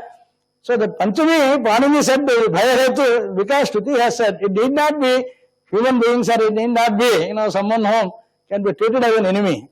It is not that they should be enemies, but there could be bhaya or protection required. So basically, that is why, in fact, in the Ravana, if we see in the beginning, Narada was asked 16 questions by Valmiki. Kon vasmin sampratam loke gunavan, kasya viryavan, dharmajnasya, kritajnasya, etc. He asked. About the Kopa guna, Kopa also is needed as a guna, without which one cannot achieve things. But it should not be directly the guna of Rama. Rama should not come out as Kopishta. So the question asked is, Kasya bibhyati devasya jataroshasya sanyuge. This is Valmiki's usage. He did not use Kasmat bibhyati devasya. From whom people fear, he did not ask. If he gets angry, who all will be affected? Kasya jataroshasya sanyuge bibhyati devasya. That is, the rosha has to be created. It is not there in him. Jataroshasya kasya devaha bibhyati. If Panchami were to be used, then Rama is a killer, would be the kind of message. It is not true. It is also true for the protector. See, it is both put together, Dhi-Trathanam kind. So he will also protect. If he has to come to a stage of getting angry on somebody to kill, then nobody can save him. So that is what this means. So these are then the ontology becomes important. This is what I was basically trying to mention in this. Karta could be of what all types, karma could be of what all types. This is not grammatical. This is where the Manamaya Rasa, etc. texts are needed. What categories of dravyas, gunas are there, sambandhas, within them samanya, vishaya, samvaya, etc. These are needed. This with this, or this in this condition, this type, etc. If that is ascertainable from some source, then the sentence part, the grammatical part can be handled by the Aṣṭādhyāyī part. So that is how we had used at that time. I took some sample sentences, about 1,000 sentences taken from the Aṣṭādhyāyī Mīmāmsa kind of. That time we had the Aṣṭādhyāyī as the book. So that had about 1,000 examples. Those examples, I took those words and then created an ontology for them, and for them you can check out those 1,000 sentences if they can work. Then of course this representative system, then this can be proven. So for that this much was required. So this kind of ontology is also needed. Then of course with that we could finally analyze something. So this is the Padartha Vibhaga, the ontology based on just for the grammar of the Karaka Kara Vibhakti examples alone. This is how it was built. You need to say living, non-living, within that kind and all that. So this is how. Of course, this is based on dhatus. Okay, collect the dhatus, group them, and then based on the activities, find out the things, etc. That was the thing. So this is possible, but it lends itself. I am saying Aṣṭādhyāyī is sufficient to guide a person. Suppose I have a sentence, I can also always try to see what is the base, what is the suffix, what are the meanings, relations between them, etc. This can be, of course, represented in different form. Within that also, there are some ways the Naiyayikas prefer, some ways the Mīmāmsikas prefer, some ways the Vyakarana's prefer. We can move between them, that is possible. So finally, let us say we have some sentences like Karoti Kulalaha. We have a potter, he makes pots kind of thing. Then we can just say Karoti can be this way, Dukunin Karane, Krim is the dhatu, thing is the suffix, and thing contains the lat and akhya, that is the time it is talking about, also talking about the activity. It is saying it is Vartamana Kala, there is a Kriti, and this is residing in him, this is connected to this, is linked to this, etc. This kind of arranging the linking between the different parts of the words in the sentence is possible. Suppose we keep adding this sentence itself. Simply we had Karoti Kulalaha, one noun, one verb we had. Now suppose we add the other karakas. Karma gets added. Ghatam Karoti Kulalaha is possible. Then what gets added? Then Dandana Ghatam Karoti, etc. This way we can keep adding. Dhanaya Dandana Ghatam Karoti. Each vibhakti, if we keep adding, then it keeps adding some meaning elements to that. So this can be incrementally built up. There can be a system which can actually see that. But the Yogita, etc. is the tough part. That has to be decided. If it is a valid sentence, then of course, crossing it is a trivial job. That's not much. Shashti can be added, then Saptami can be added, Grihe, etc. Suppose we want to add a Visheshana also, Swasya Grihe kind of thing, that is also, Shashti is possible. And we want to have one Visheshana for all of them. That is, so you can keep on adding to the levels of the information content. So, Chaturah Kulalaha, Mahantam Ghatam, Dirghena Dandena, Prabhutaya Dhanaya, Prasastan Muda, Sakutumbasya Swasya Purane, Grihe, Ashu Karoti. And this is just a kind of jugglery, one can keep on. And the basic, if it is understood, then we can also have the other tenses, etc. Akarot, Akarshi, Karishyati, etc. So, just to see that what are all the components involved in deciding the meanings and how much is grammatical and how much is extra grammatical.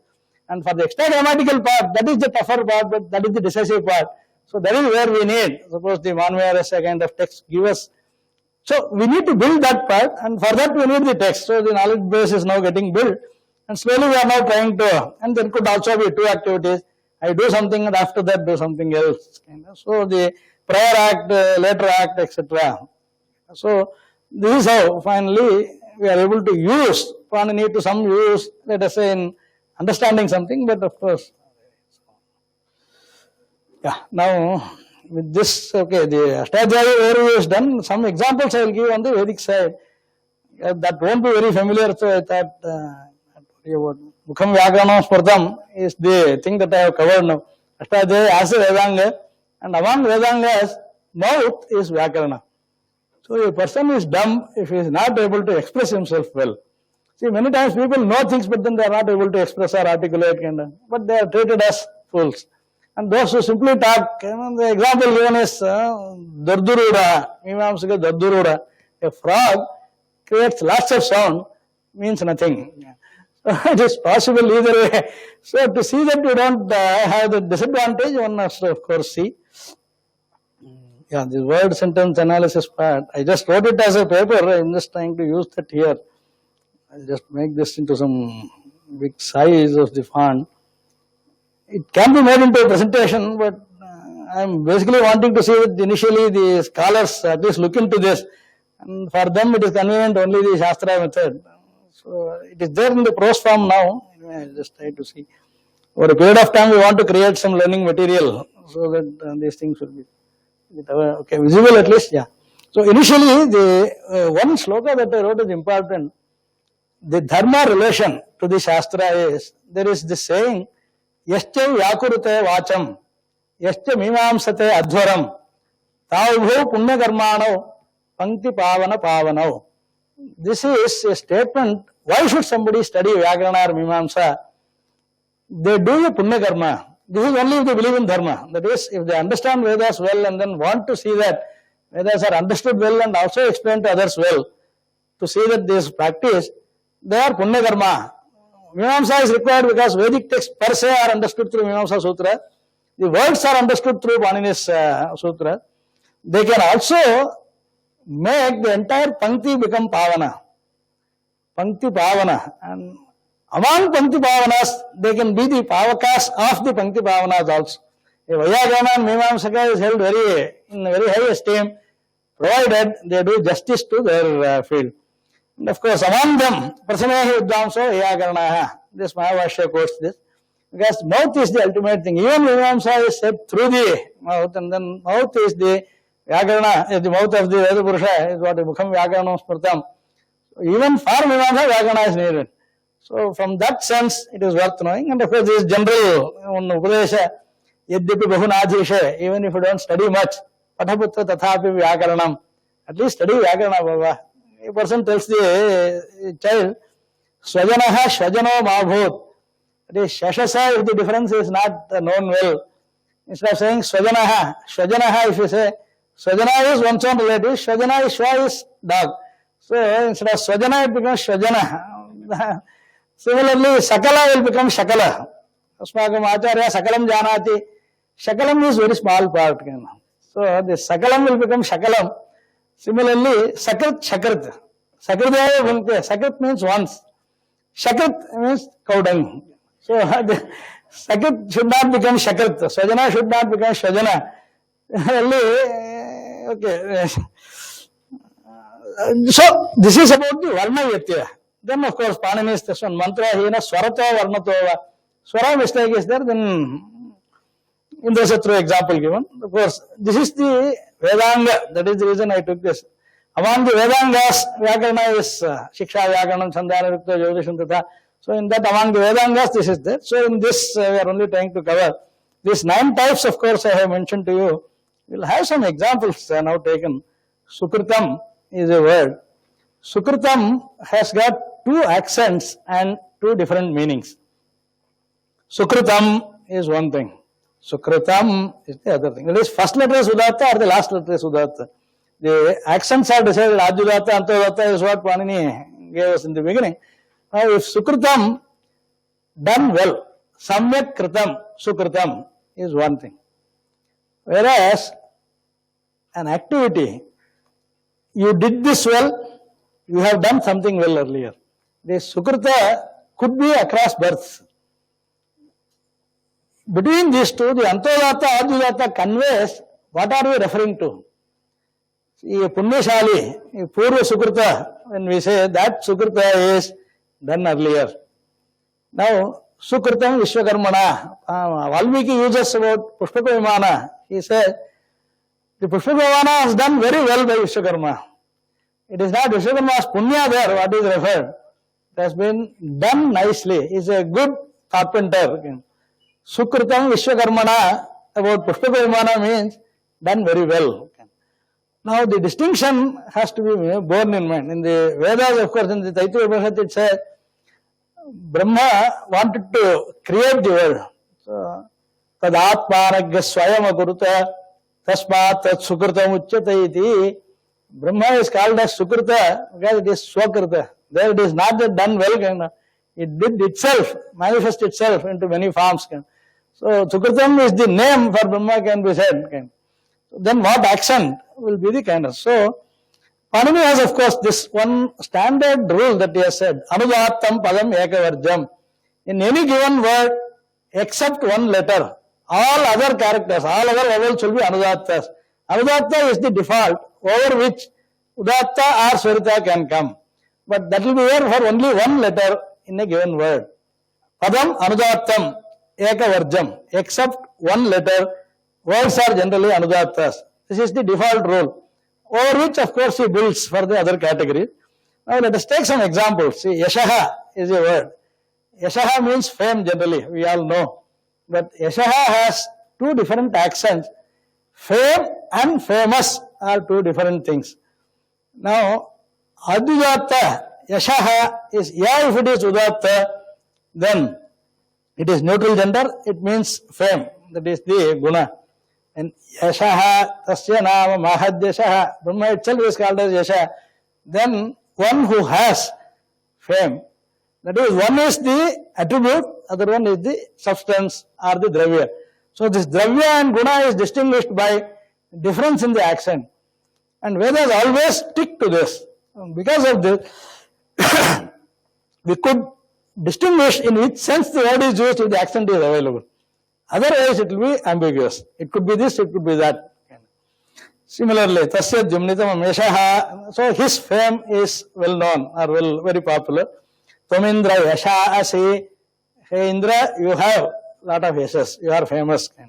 Similarly, even Brahma, the word Brahma itself, Brahma, the first letter Bra, if it is Udatta, it means Parabrahma.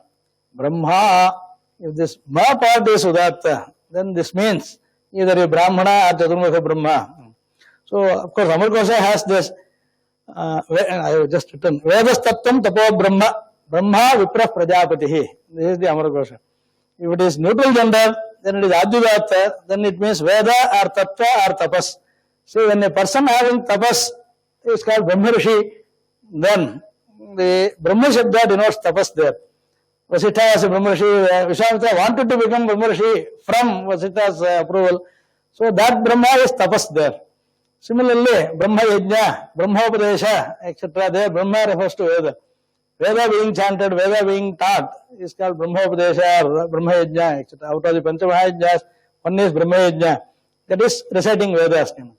Otherwise, Parabrahma, Satyam Jnanam Anantam Brahma, there it is Tattva. So, but the accent has to be very clear. So, if Adhyudatta is used, then we are referring to Parabrahma or Veda or Tapas.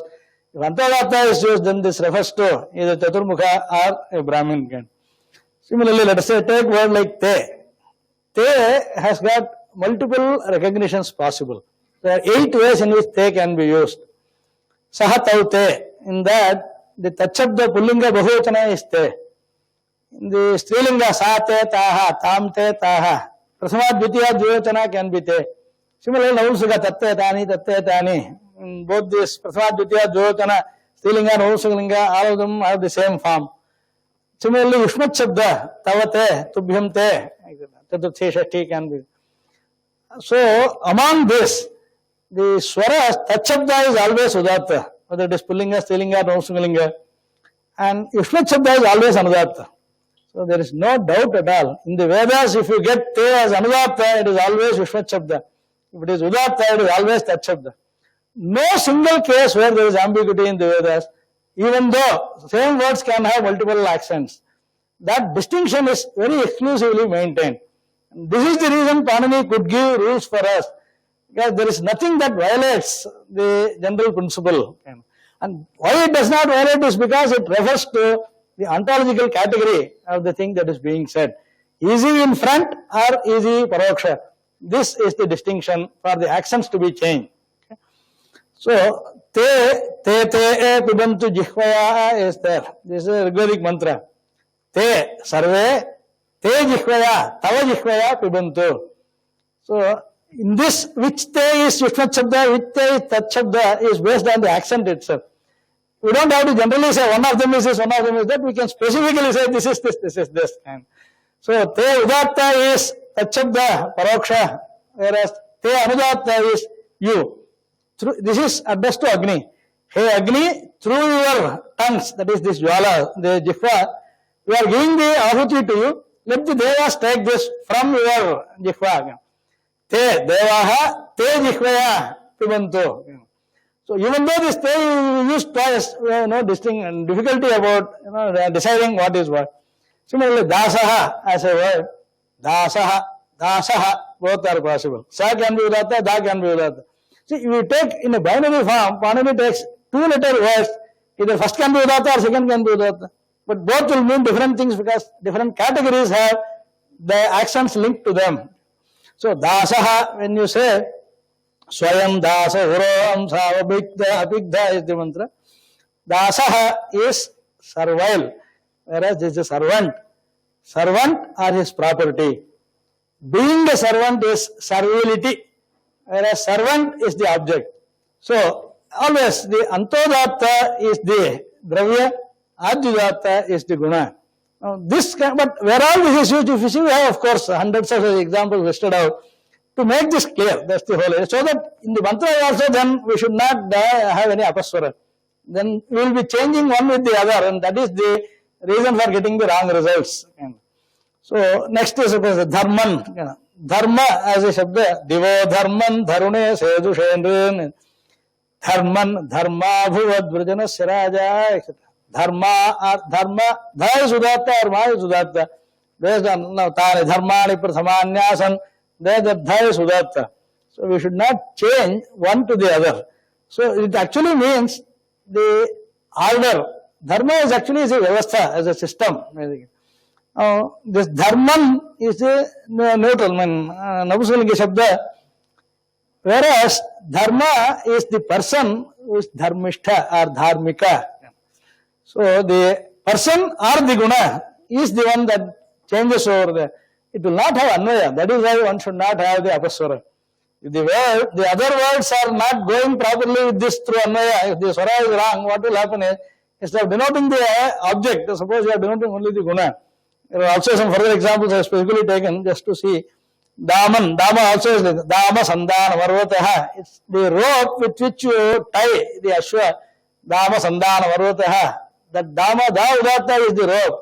Whereas Rayo Dama Matina, if it is Antadatta, one that he gives, one that who gives, it actually becomes a different dhatu also.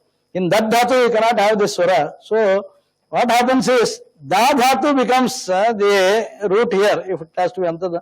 Whereas in the first case, it is do avakhandane was the dhatu. So this dama will also change. Sometimes the root meaning can also change, prakriti meaning can also change, pratyaya meaning always change. So both can also change are the kinds of, so it becomes either it is animate or inanimate. That will be the kind of change. So for example, if animate noun, if first letter is udatta, and inanimate or qualifier if the words end in udatta. This prani aprani vibhava can be known through the swaras of the word itself.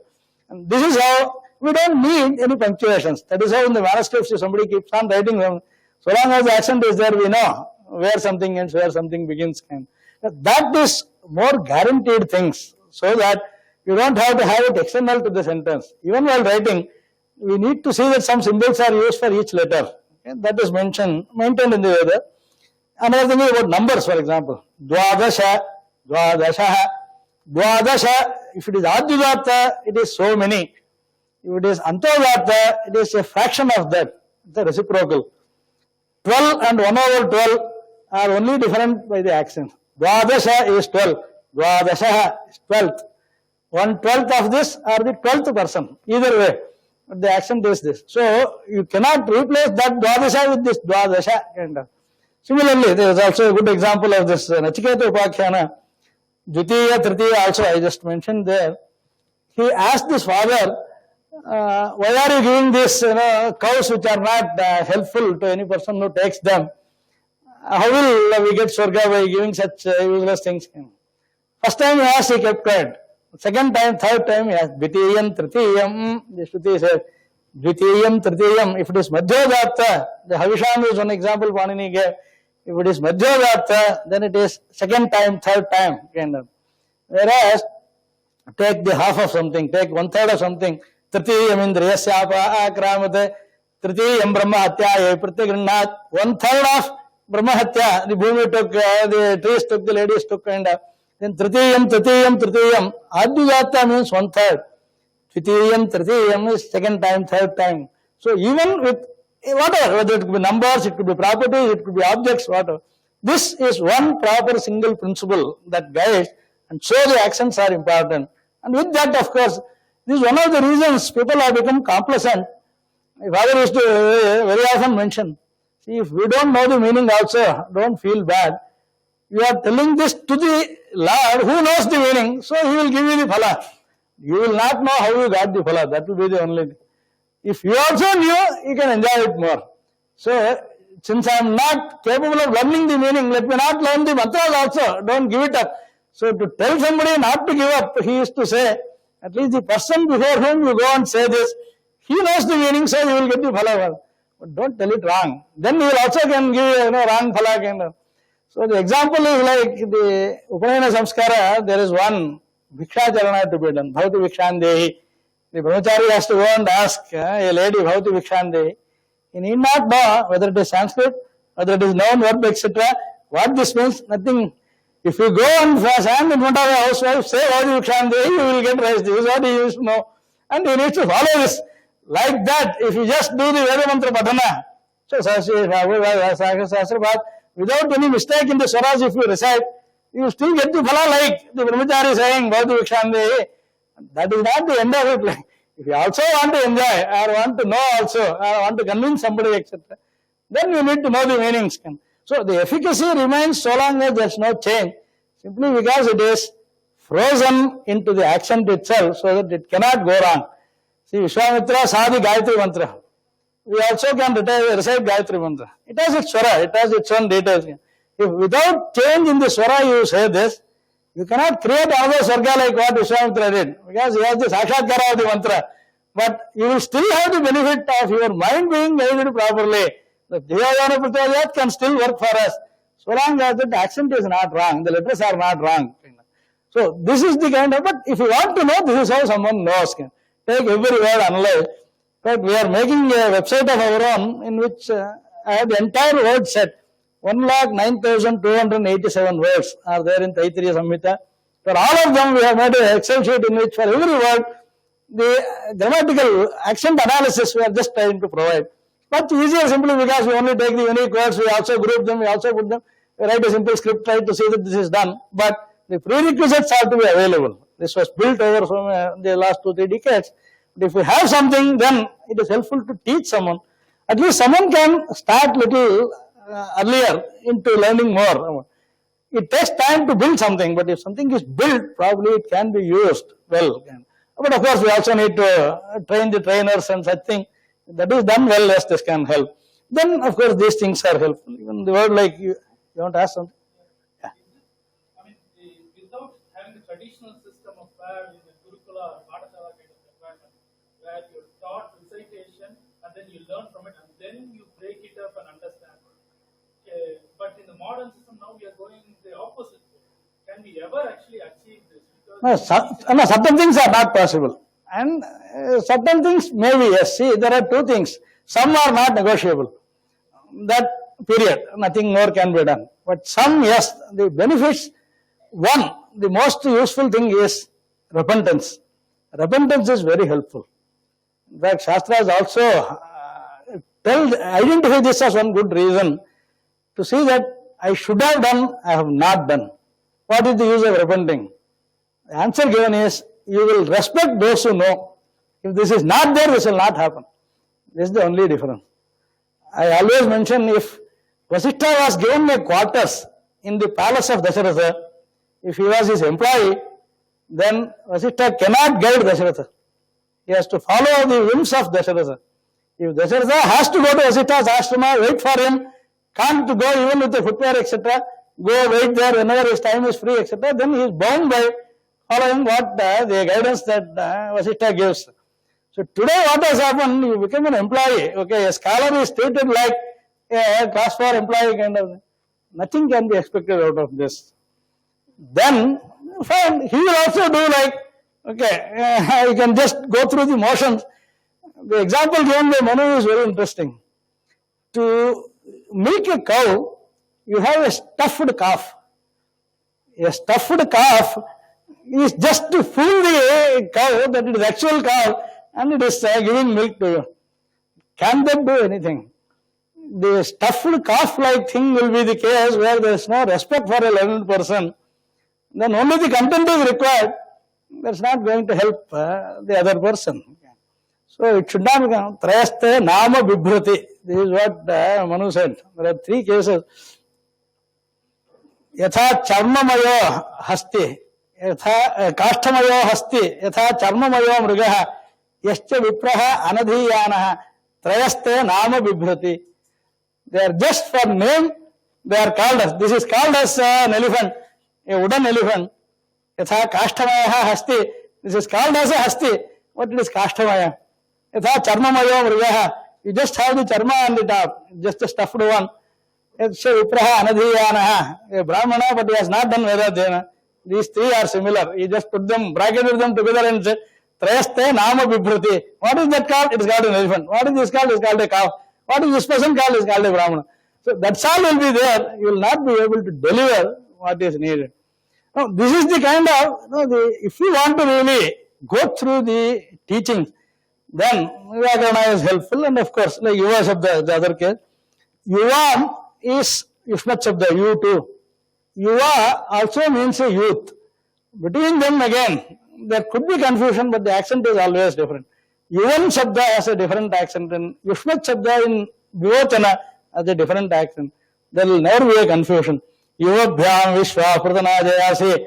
Namo Yuvabhyam. Adyudata means a Yuva, a youth. Madhyadata, why is Udata? Then it is to you, the people in front of you. So this is an adjective, a person in front, whereas that is an object. So this kind of distinction is all through maintained. I have, of course, some hundreds of such things listed out. This from a paper I just Rakshaha is another case. One who helps or one who protects, and one is a demon. Between them also, Rakshash Shabda, Rakshaka or Rakshasa can also, but the word can be still Rakshaha itself. Similarly, Urjaha is there. Urjaha is the name of the Kartika Masa, Yashashcha, Urjashcha, Sharada, Vrto, whereas Urjasthorjam vo bhakshiya, Urjaha, Adyujata means energy, power. Antojata means name of a month. And Shruti has both, but the accents will not be changed, so the meaning should not change, etc. You should not change the accent, then of course you will not change. So that way, I have just tried to list quite a few of them. So there are also other sutras Panini has used beyond this, called the Unadi Sutras. It is part of one sutra in Aṣṭādhyāyī, but Unadis themselves have the process for the accent of various words. So that is used. So I have used this Indasatru example here, which I have already told you. Yadabravi Swāya Indasatru Vardhasveti. Then anyway, I will finish this with the third kind of word, one very special word in the Vedas. Indasatru was used, then Sthula was used in Mahabhashya. The Veda Bhashyas, the word Narayana is used, is only one single word in the whole of Vedas, which has two accents. The Veda itself was used in two accents, because it has to have two meanings, but both are coming from two different samasas.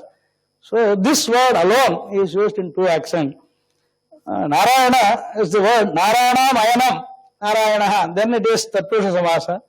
Naraha Ayanam Yasya, then it is Bahuvriya Samasa. But both meanings are intended in the Veda. So in the same mantra it uses the word in the two different accents.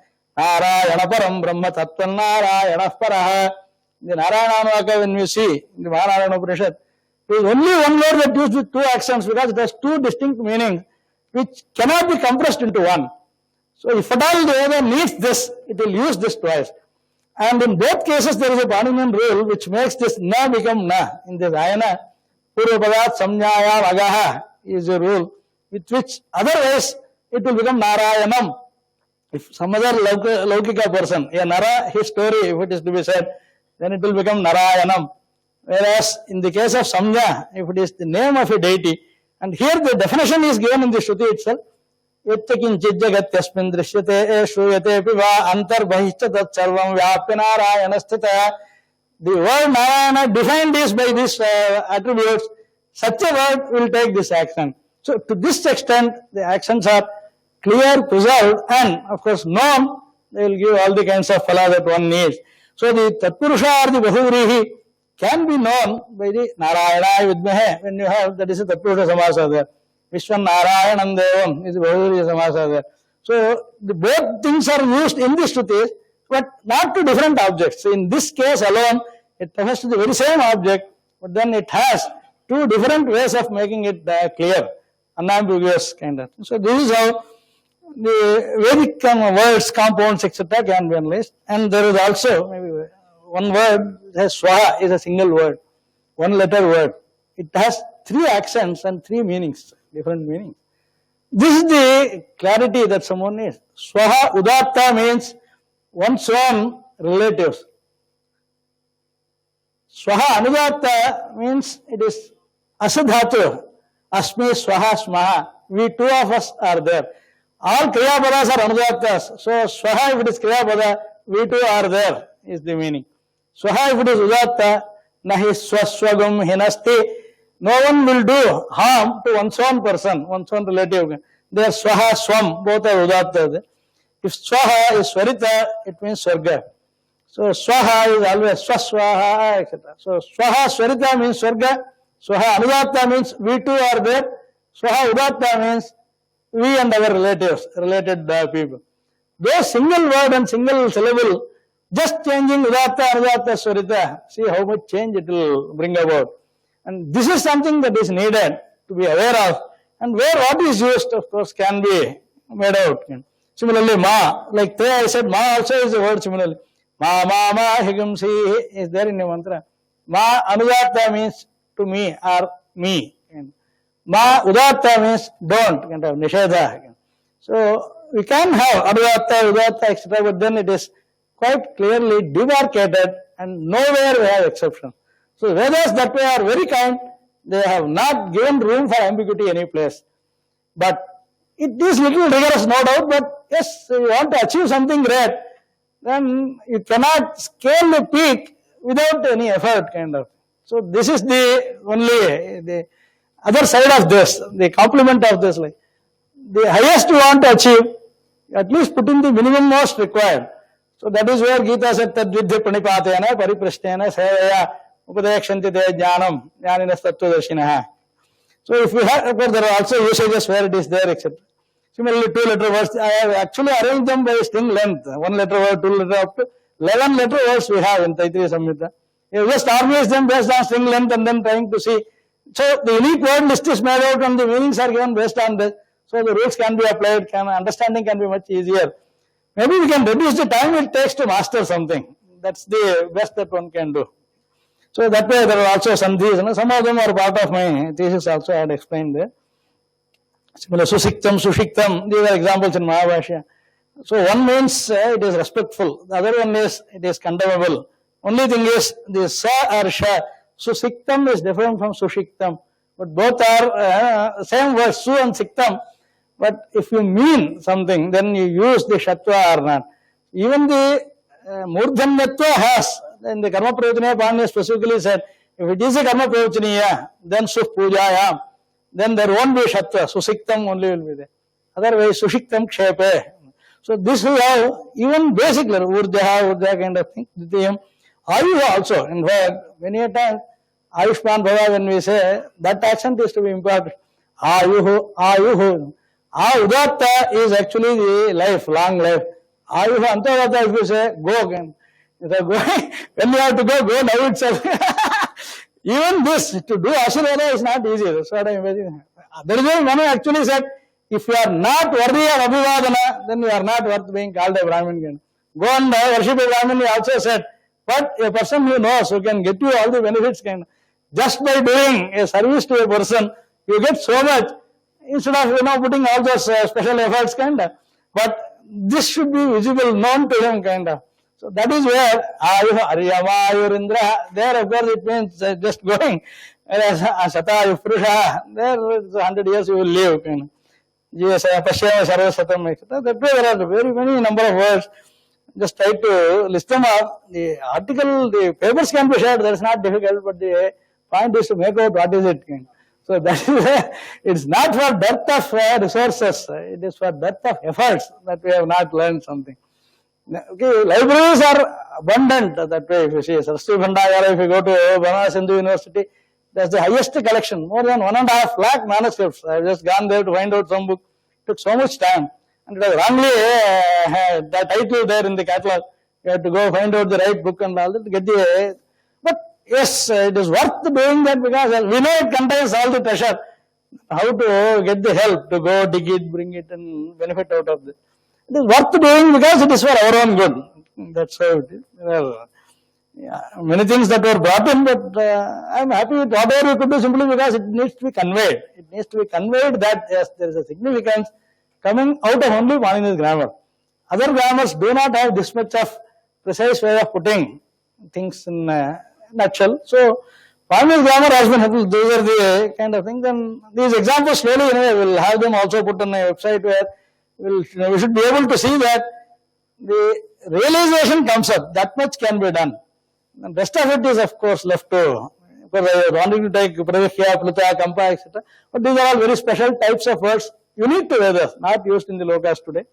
But we have done, for each of these, there are individual papers and all. Vedic University, some places we have gone presented paper. We also teach in some of the Gurukulas. I do this through some of these classes at times. Go tell the Vedic students, those who have completed Mooladhyayana, those who have done Paradhyayana, Kramadhyayana. Also, we have examined to various Vedic Pathshalas. So, at least we ask the teachers, do they know, do they teach this to their children? And if not, okay, we don't have facility, we didn't learn all that. So, after that only I thought we'll have to create something. Then tell them, if you don't have used this, at least after a year, if I come back, I can at least ask them, have they ever used it or looked at it, kind of. So, to build this, yes, this is necessary. Even there are alankaras in the Vedas, even that we listed out. In one conference, we have to present alankaras in the Vedas, and they were also available. And of course, there are computational utilities that are built for various, this one, etc. Of course, there is one website of ours called parankusha.org. There, of course, we have, in fact, today most even Westerners use this data because it's quite open. It's available with accents. Samhita, Pada, Krama, all of them, Brahmana, Aranyaka, Upanishad, all Vedas, Rigveda, Yajurveda, Samveda, all of them we have put.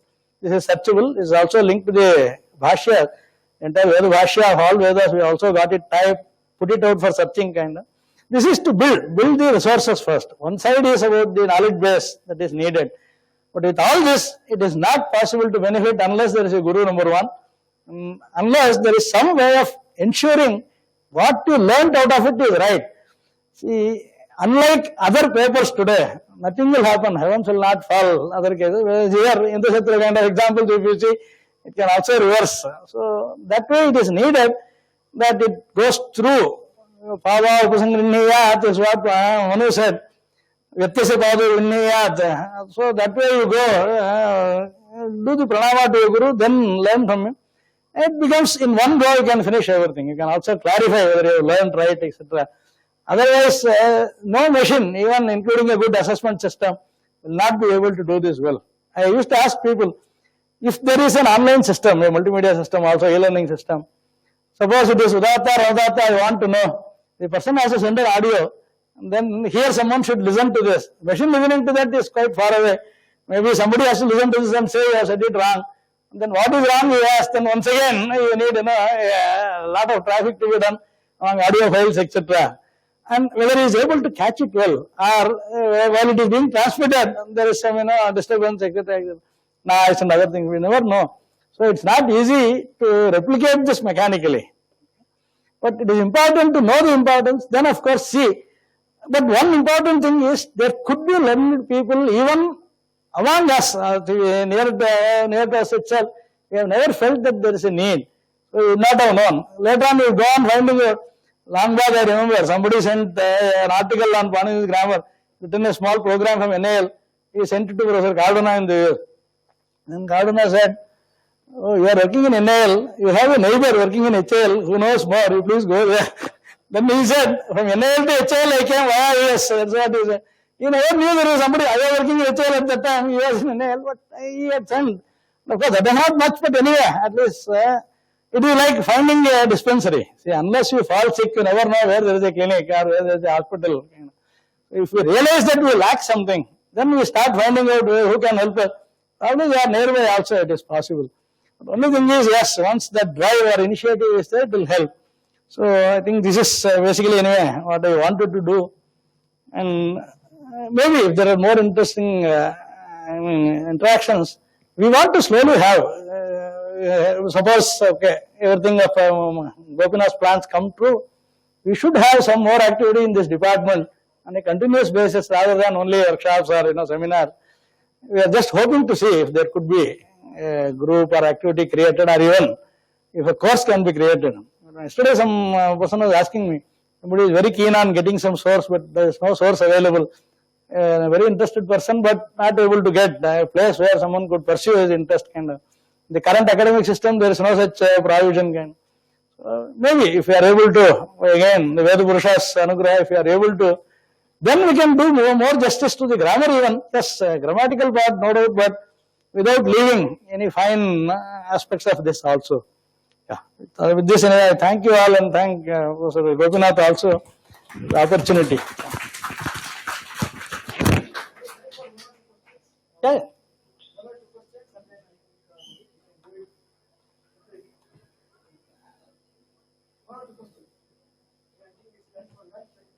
Yeah. Yes. Sorry? Okay. Yeah. Which works in speech per se is there is a corpus, and as happens in 80-20 rule that 80% data is here but 20% research happens. So Timid corpus, Fisher and Switchboard, those are a speech corpus. They are all trained according to American style. So if we want to do some work on recognition of Sanskrit automatically, then as per literature it requires a corpus. Yes. And those are phonemes and phonetic HMM model and other models to, enough literature is there and models to determine the speech. So as I understand that the Sanskrit text is not much written. It is more in a phonetical manner. So I am just wondering that how do we train this, if we want to take it further, to train the machinery on the algorithm, we definitely need a corpus. So there are two parts of it. Either somebody like a crowdfunding in IISc or places, we ask students to record Sanskrit text and then build up the corpus. Or if we have existing corpus, then to establish a ground truth, we don't have the written text. So it's a twofold problem. I just want to know your views on that. Yeah. Actually, there is one government-funded project that we did called Tarksha. This is also available in our website here. I did a project for MHRD wherein we selected traditional Vedic scholars, Sanskrit and Vedic scholars in every branch. About 40 scholars we chose. Those who are President of India awardees, and we chose those who are 90 plus first, then 80 to 90, 70 to 80 like that. The oldest was 103 years, 101 years also, and of course he is no more now. But we have recorded such kind of about 120 hours of recording we made on different, and this is being used by Professor AJR here. In IISc itself, we tried to see that we could do some kind of, speech recognition issue. One student worked last year, when Anup was here. His program I have, we also try to guide him, try to do. My own recording I have more than about 2,000-3,000 hours of recording. In various languages, Sanskrit also I have more than 1,000 hours of recording I do have. And currently, of course, IIT Kanpur is wanting to have, I am recording the entire Valmiki Ramayana for them, for this audio kind of thing for analyzing that. But in all these cases, we have the text also already. We have that in Unicode, all those text that we asked them to speak up. And those who spoke extempore, we have got them typed out. We got them transcribed by people. We paid people, got it transcribed. We have roughly about 2,000 to 3,000 hours of Sanskrit recording by now. I have also shared them with A.J. Ramakrishnan here. There is an effort. We are wanting to grow this more. It is possible. Of course, it should be done in the academic setup. Students should be trained out of this. And there is also, we have seen, we have covered almost 15 states of the country because different regions have got different effects on the pronunciation itself. So that Tarksha output is visible in the website here. And that of course also has very serious information there. Lots of question answers and all that. And that was the beginning. Of course, that is going to, that was a pilot project we did. Somehow we could not get the main project. CDAC was not interested, was one of the reasons at that time. And of course, I am also shortly retiring from CDAC, so I am not keen whether CDAC should do it. IISc should definitely be able to do. And I also told, requested Professor Gopinath, these are kind of activities where we like to see that content is available now. In fact, almost 700 traditional texts are fully available in Unicode now. They are built over this 25 years. And those we can use for any kind of recording. So any of those texts we can use it. Teaching on them can also be had. We have some of them being done now. Some of the MOOC courses are being done for Sanskrit. The postgraduate level, I have myself done at Tirupati, various places. Yeah, this is being planned. Yeah, if there are people wanting to participate, yes, people are welcome. We can divide the task into, it requires a large number of people, but it should be more voluntary. It may not be possible formally kind of thing, but yes, there is an effort and there is a beginning here. There's something which begins up, that is possible. Yeah. Sir, just one suggestion. Yeah, no, it's not a question actually. It's more of a suggestion. Many foreign languages, Bhasha Malaysia, Bhasha Indonesia, Sinhala, and even some Chinese like Hakka Chinese and Cantonese are heavily influenced by Sanskrit and Sanskrit words, especially in Bhasha Malaysia, which is spoken in Singapore, Malaysia, Indonesia. A lot of words like Peradana Mantri, Nama, Mukha, and some very corrupted words like Berjaya, which is like Virjaya, combination of Veer plus Jaya, which means success. You know, Berjaya actually means success, but I mean, this is what I have observed. If some of the Buddhist monasteries in Hong Kong and China, where the Cholas went, there are also a lot of Sanskrit words, but heavily corrupted into the Cantonese and Hakka Chinese. If somebody here or somewhere, you know, if we can highlight those. It's not a question, it's just a suggestion. I don't know. I have no knowledge and maybe I wouldn't have that as my priority. I know. Yeah, let us know our own properly well, clean up our act well, kind of thing. No, it's just a suggestion. It's not just observation. See, the closest we have done is during the Veda Dhyana, there is a mantra, Yavu Chaina Evam Veda. Yaha Ucha Enaha Evam Veda. Cha and Enaha become China. Then people used to say, oh, China is said in the Vedas. That is the only close thing that we have come to. I have not worked on that, and maybe some others should take that up. Yeah. Okay. I think with this we'll close this session. Yeah, sure. I think you are welcome to interact with Acharya anytime because he is very enthusiastic about making this, carrying this further. So there's no problem about, let us say, interacting with him. You should have the